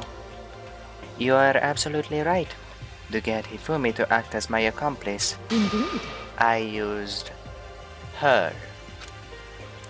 For everyone who's still left, I'll avoid mentioning it by name, but it was the one thing that Hifumi and Tako were both super into. Does she mean... Is she talking about alter ego? Say what? What? What? What are you talking about? just a second. Don't interrupt. We're in the middle of a very important conversation here. I'm totally out of the loop as usual. How sad. In other words, And you're the one that stole it? Indeed. That's right. I see. And you use it to drag Hifumi into the plan you'd come up with. Right again. Last night, after we had our meeting about how it disappeared, I paid Hifumi a little visit. What are you doing here? Actually, I was hoping I could talk to you. Alone. It is about what was stolen. I know who did it. What? are you okay with this? It was Taka. He stole it. What? So then, And I have proof. Would you like to see it? As it turned out, I'd found a use for the digital camera. I'd taken you-know-what to Taka's room earlier and took pictures of it there. I deleted the picture as soon as I'd shown it to Hifumi, of course. Damnation! So it was him. But how did he do it? She was supposed to yell if either of us got close to her. You are correct, which is why Taka forced me to steal it. Say what? as for me, Please forgive me. He threatened me. Oh, He did? as for me, He came to my room last night unannounced, and then it's hard for me to even say. He abused me, what? and he took pictures. He said if I did not do as he asked, he would show them to everyone. So I had no chance. Damnation! That's a crime! An absolute crime! I knew he'd gone a little crazy, but Say what? I never imagined he would go that far. It was amazing how completely he bought it. I can't express how enjoyable that was. I'm about to say something I've never said before in my life. Completely unforgivable! I'm going to kill him. I'm going to fucking kill him. most unfortunate. Wait, please. If you go now, you will be playing right into his hands. Actually, Taka is planning to use her to escape. And he has made you his target. What? Escape? You don't mean... Taka is going to try to kill you. indeed. And also he can keep her to himself. That This is bastard! unforgivable! Completely unforgivable! Bastard! Honestly, Can we allow him to continue with these barbaric acts? Absolutely not! How could I? She... I swear I will save her! Basically what he said. actually, Then, would you like to join with me? It just so happens I have come up with a plan. I devised a way to reclaim what he has stolen and escape this dreadful school. And with that, it is complete. Huh? Oh, what are you talking about? Oh, nothing.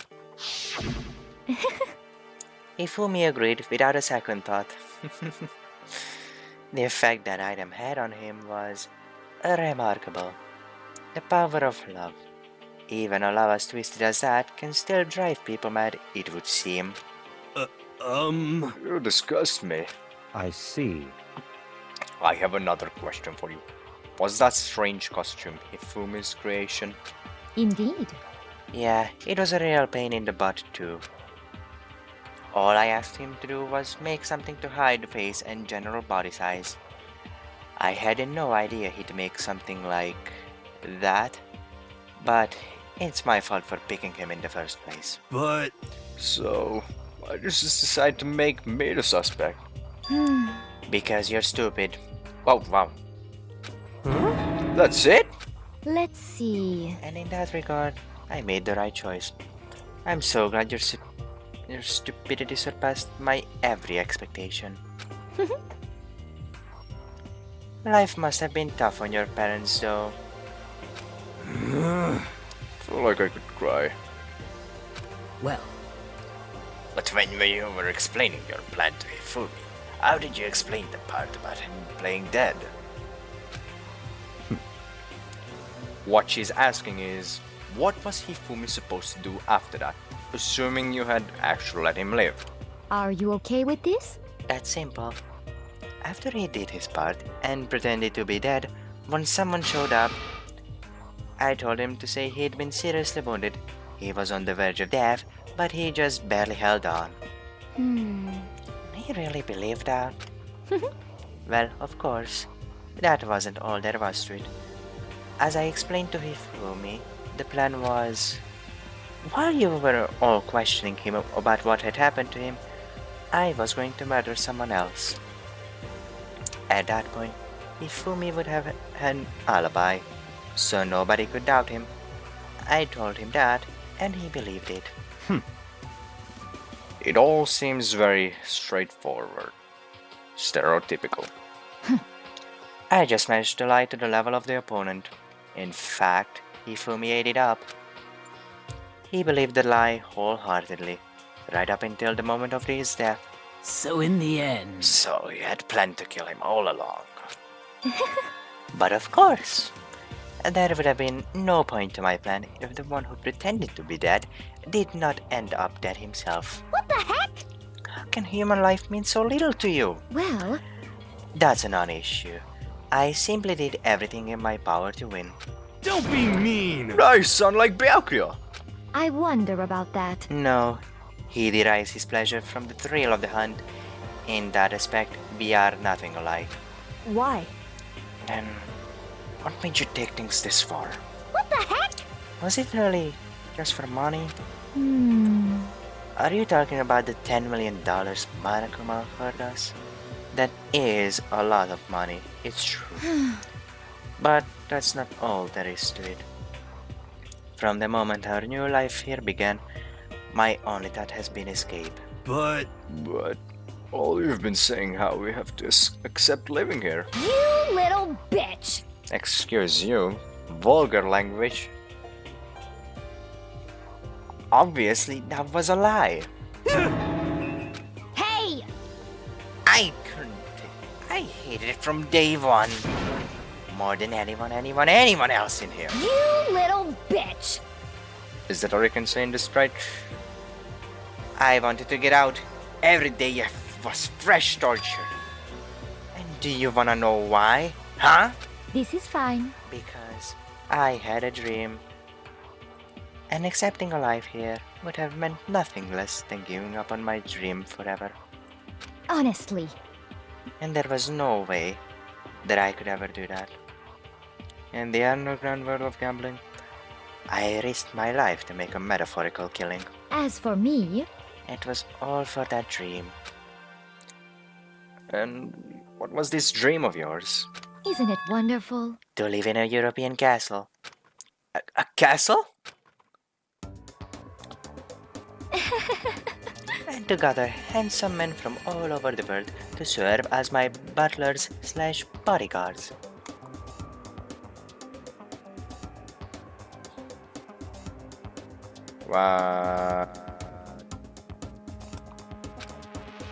I was going to make them dress up like vampires and satisfy my every need. Once I obtained that, I would have created a perfectly aesthetic world of decadence. This is fine. Living the rest of my life there was my only dream, my only goal. That's what life is all about. Combined with my own winnings, Monokuma's $10 million would have made that dream a reality. I got right to the edge, but There is nothing to be done. unfortunately, my dream has been scattered to the wind. Still, I don't have any regrets. I pursued my dream till the very end, so why would I? Just the worst. You sound so passionate, but really able to kill your own friends for it? Oh, Are you asking me to feel guilty? That's a pointless endeavor. I think nothing of sacrificing others for my own ends. I feel nothing. do you understand? That's all there is to me. That's what makes me complete. Isn't it terrifying how different our values are? There's simply no room for understanding. What is this? That's what we should be saying. And plus, how can you be so calm? Do you realize you're about to die? Why aren't you scared? My ability to lie is unrivaled, and I take pride in that. It's not just other people. I can even fool my own emotions. The conscious deceives the unconscious. And that's why you're not scared? Yes, indeed. That's right. I don't fear death. Kill me however you like. But you know, if I could be reincarnated, if I had a choice, then Isn't it wonderful? I think I would like to come back as Marie Antoinette. Hey, Just get executed again.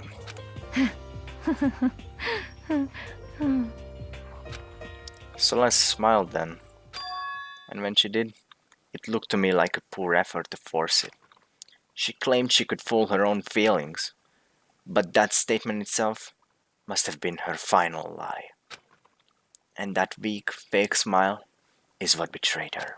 Thrills, chills, kills! You all done? Okay, then let's get rolling. The blackened disturbed the piece and must pay the price. Now then, I prepared a very special punishment. For her, the ultimate gambler. Let's give it everything we've got. It's punishment time! I guess I'll let Kyoko hold on to this. What? This is... Will it really give you the hope you're looking for? I can't say I ever saw it that way. Which is why... Actually, it's not important. Well then, take care, everyone. Perhaps we'll meet again. In another life. Bye, Celeste.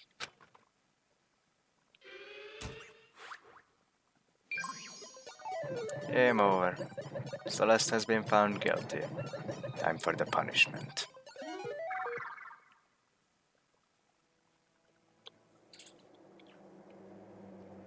She looks happy. Huh. You really are giving it to her, Monokuma. The burning of the Versailles witch.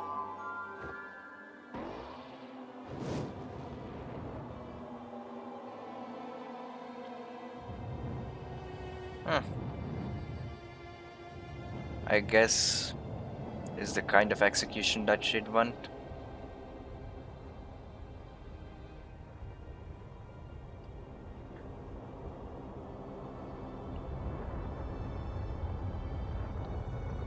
It's quite an unordinary execution.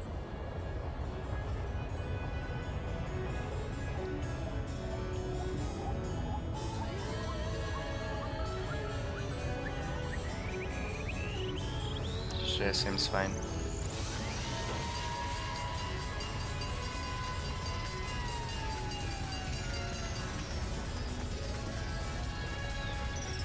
Wow.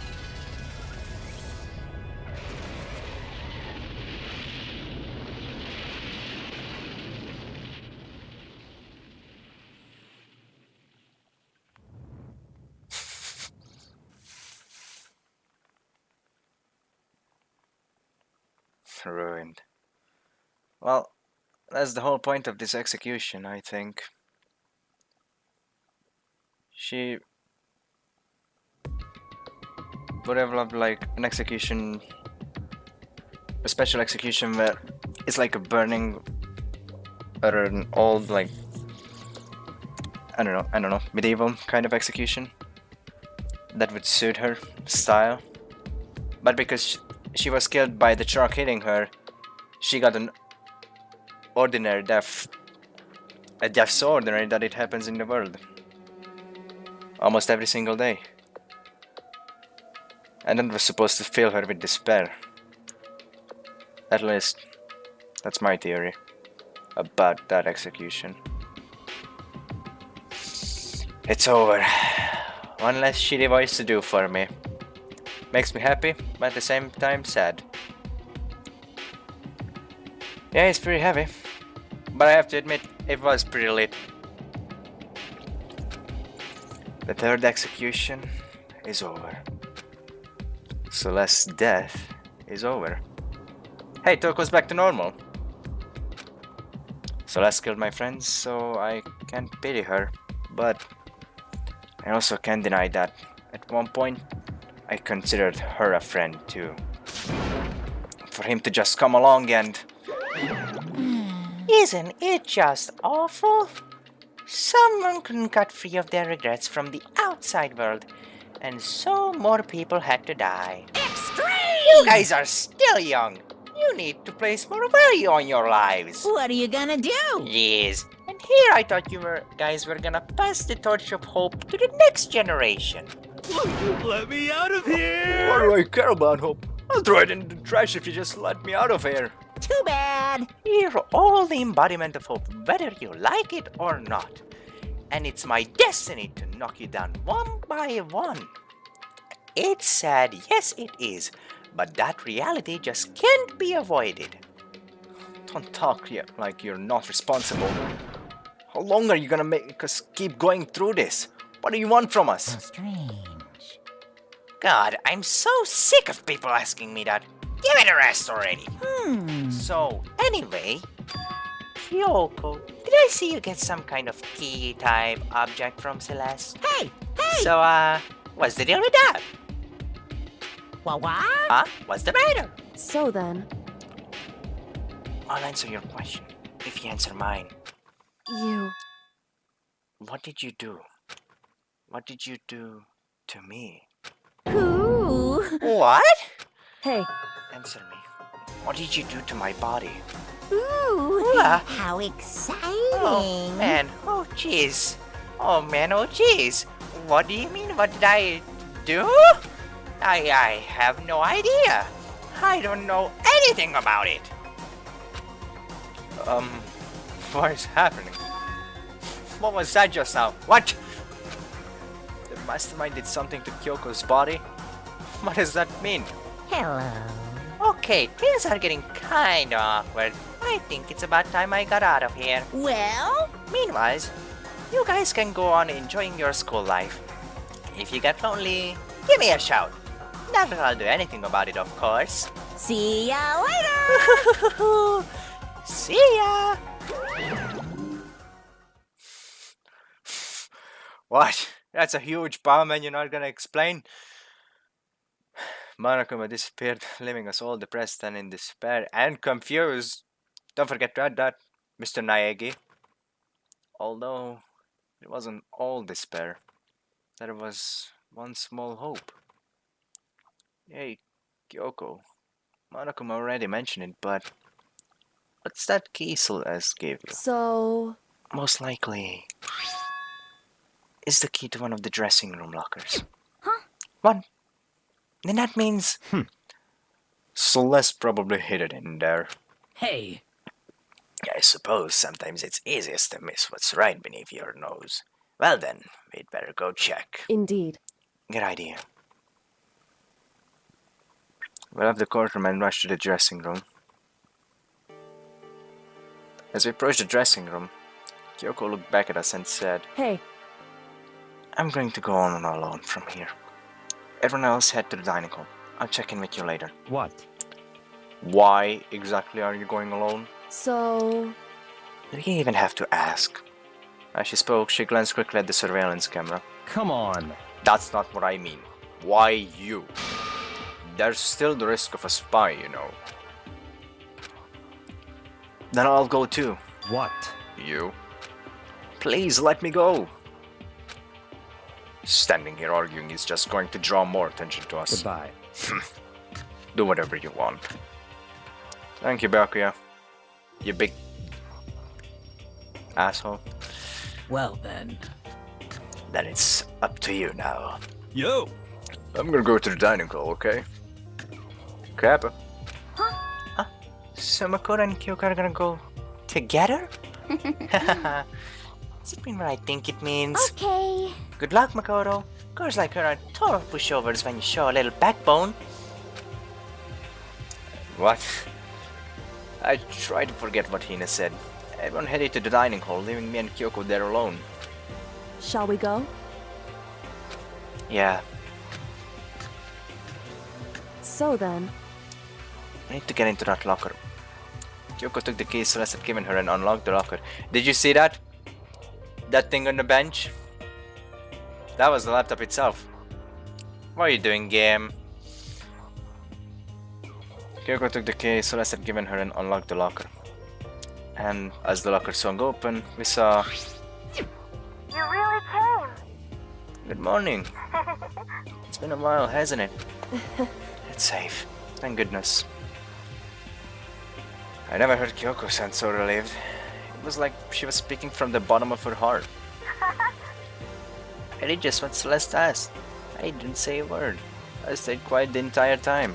So, Oh, and I think I might be able to open the last set of files soon. Maybe as early as tomorrow. I'm doing my best, so please wait just a while longer. So, now we can officially say the case is closed. As far as this incident is concerned, sure. But, can we take a second? Since we have this opportunity, I want you to be honest with me. Kyoko, please tell me. What are you trying to do all on your own here at the school? you. Is that why you wanted to come here with me? However, Regardless, that's not something you need to know right now. I don't need to know. That just makes me even more worried. what? Worried? Like what happened during the investigation this time. You disappeared and we didn't see you again. That morning, without explanation.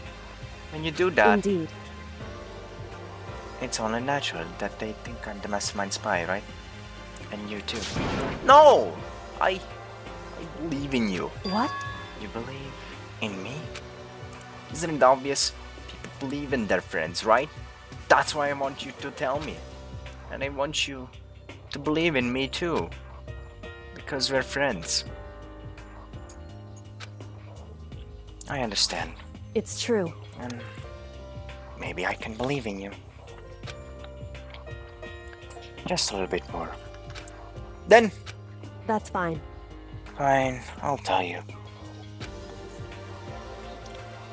I'll tell you why I've been disappearing and where I've been going. You see... Oh? What I heard from Kyoko then was... Well, frankly, kind of blew my mind. Right after I told Kyoko I believe in her, she told me a story that was... Well, almost unbelievable. Decided I had to confirm what she told me with my own two eyes. So I waited for nighttime to come. And when it did, I went into action. My God.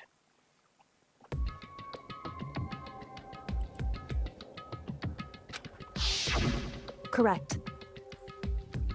The boys' bathroom on the second floor doesn't have a surveillance camera on or monitor in it. And the storage closet there, way in the back.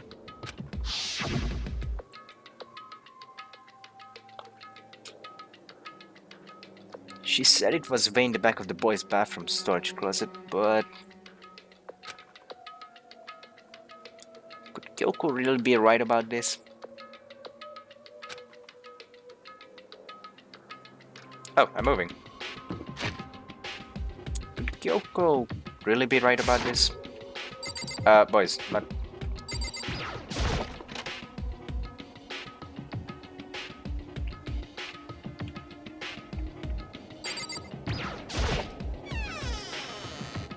Just a normal storage closet as far as I can tell. Secret Kyoko told me about. Could really be hidden there.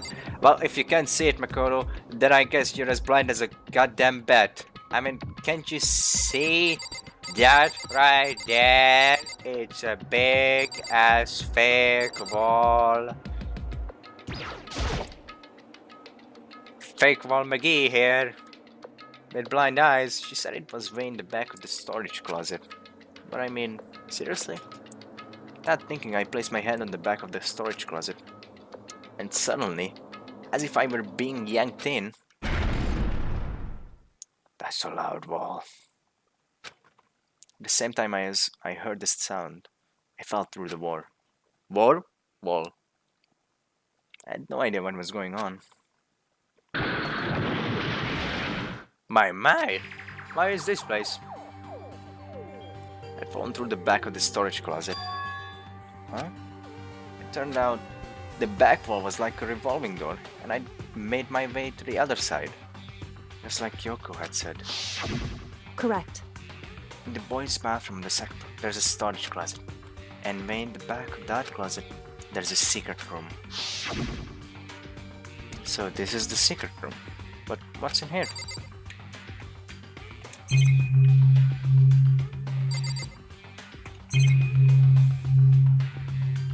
Not a lot, eh?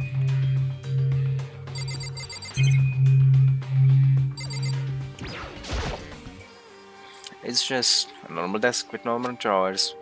Yeah, but whatever. I would have liked to check inside. There's a bunch of files and what looked like volume after volume of yearbooks. They're all covered in dust. Looking at everything, one file at the edge of the bookshelf caught my eye. Hope's Peak Academy student registry? Oh, we gotta check that shit out.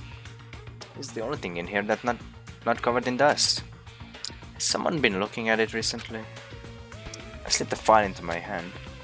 But before I had a chance to take a look at it, a slip of paper fell out of the file, and I turned my attention to it.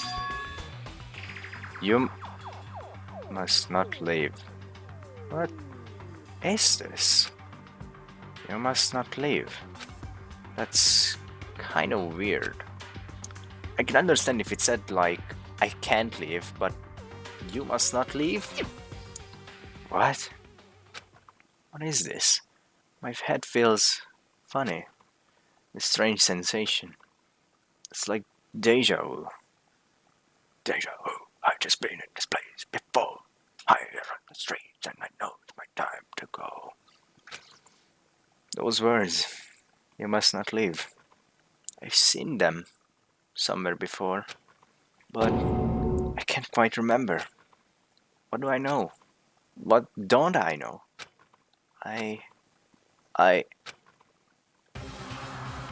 What?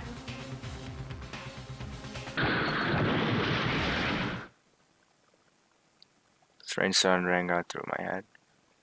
Fucking creepy ass bitch knocked us out. How dare he? Felt like it was shaking my brain back and forth. And then, darkness. I don't understand what's happening. I don't know what started it. It's all over. And with that, I opened my eyes. Didn't know how long it had been. It's all gone!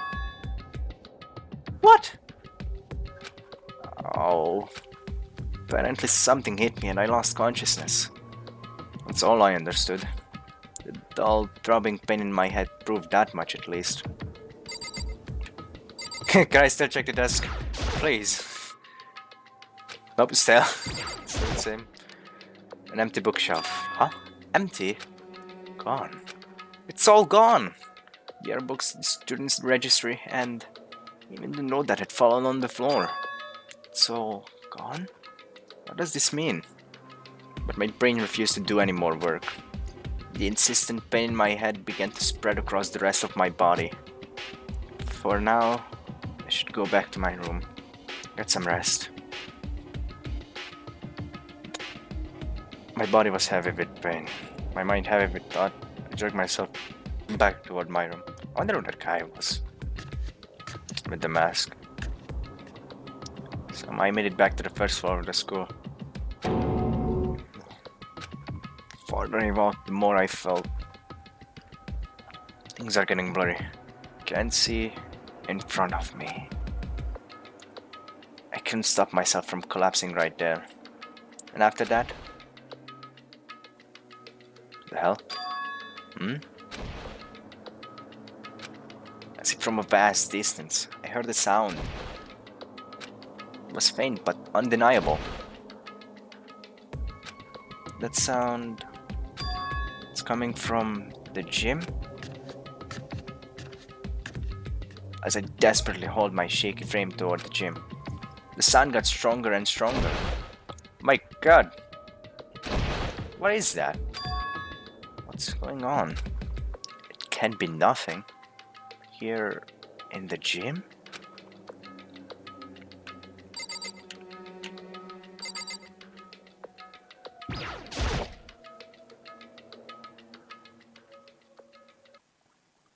I didn't make a sound as I opened the door to the gym. The sounds coming from inside, meanwhile, only intensified that much more. Like fighting?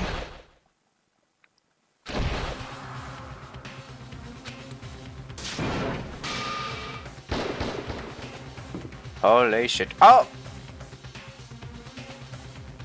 Censor! Thumbnail!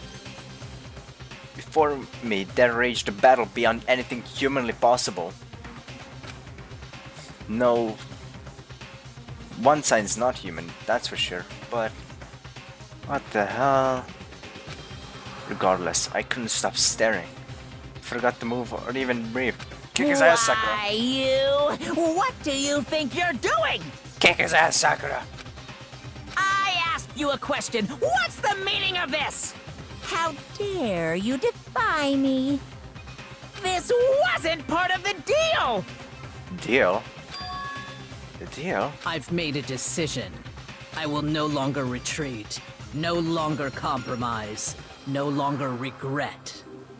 I've made my decision. Oh no. I'm going to resist you. What? Okay, Just straight up. Okay, what? but you do realize what will happen if you go through with this, right? What? You haven't forgotten, have you? Wow. What I'm holding hostage? What am I looking at? What am I hearing? A hostage? Then could it be the mastermind spy is Sakura? What?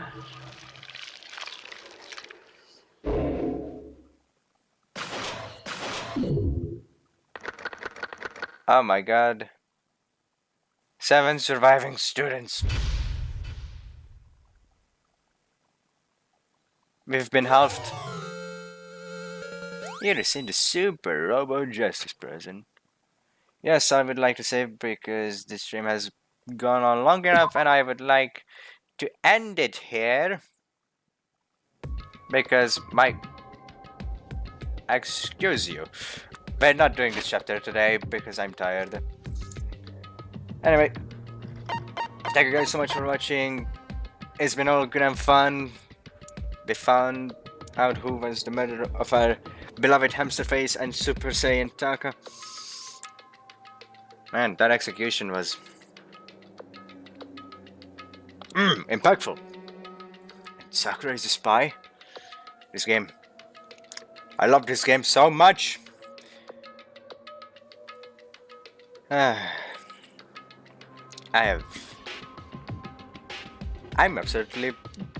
have nothing to say. This game, this chapter blew my mind. So, with that little nuke of information, I'm gonna stop the stream. Once again, thank you guys so much for watching, and maybe see each other again in the next one. See you guys.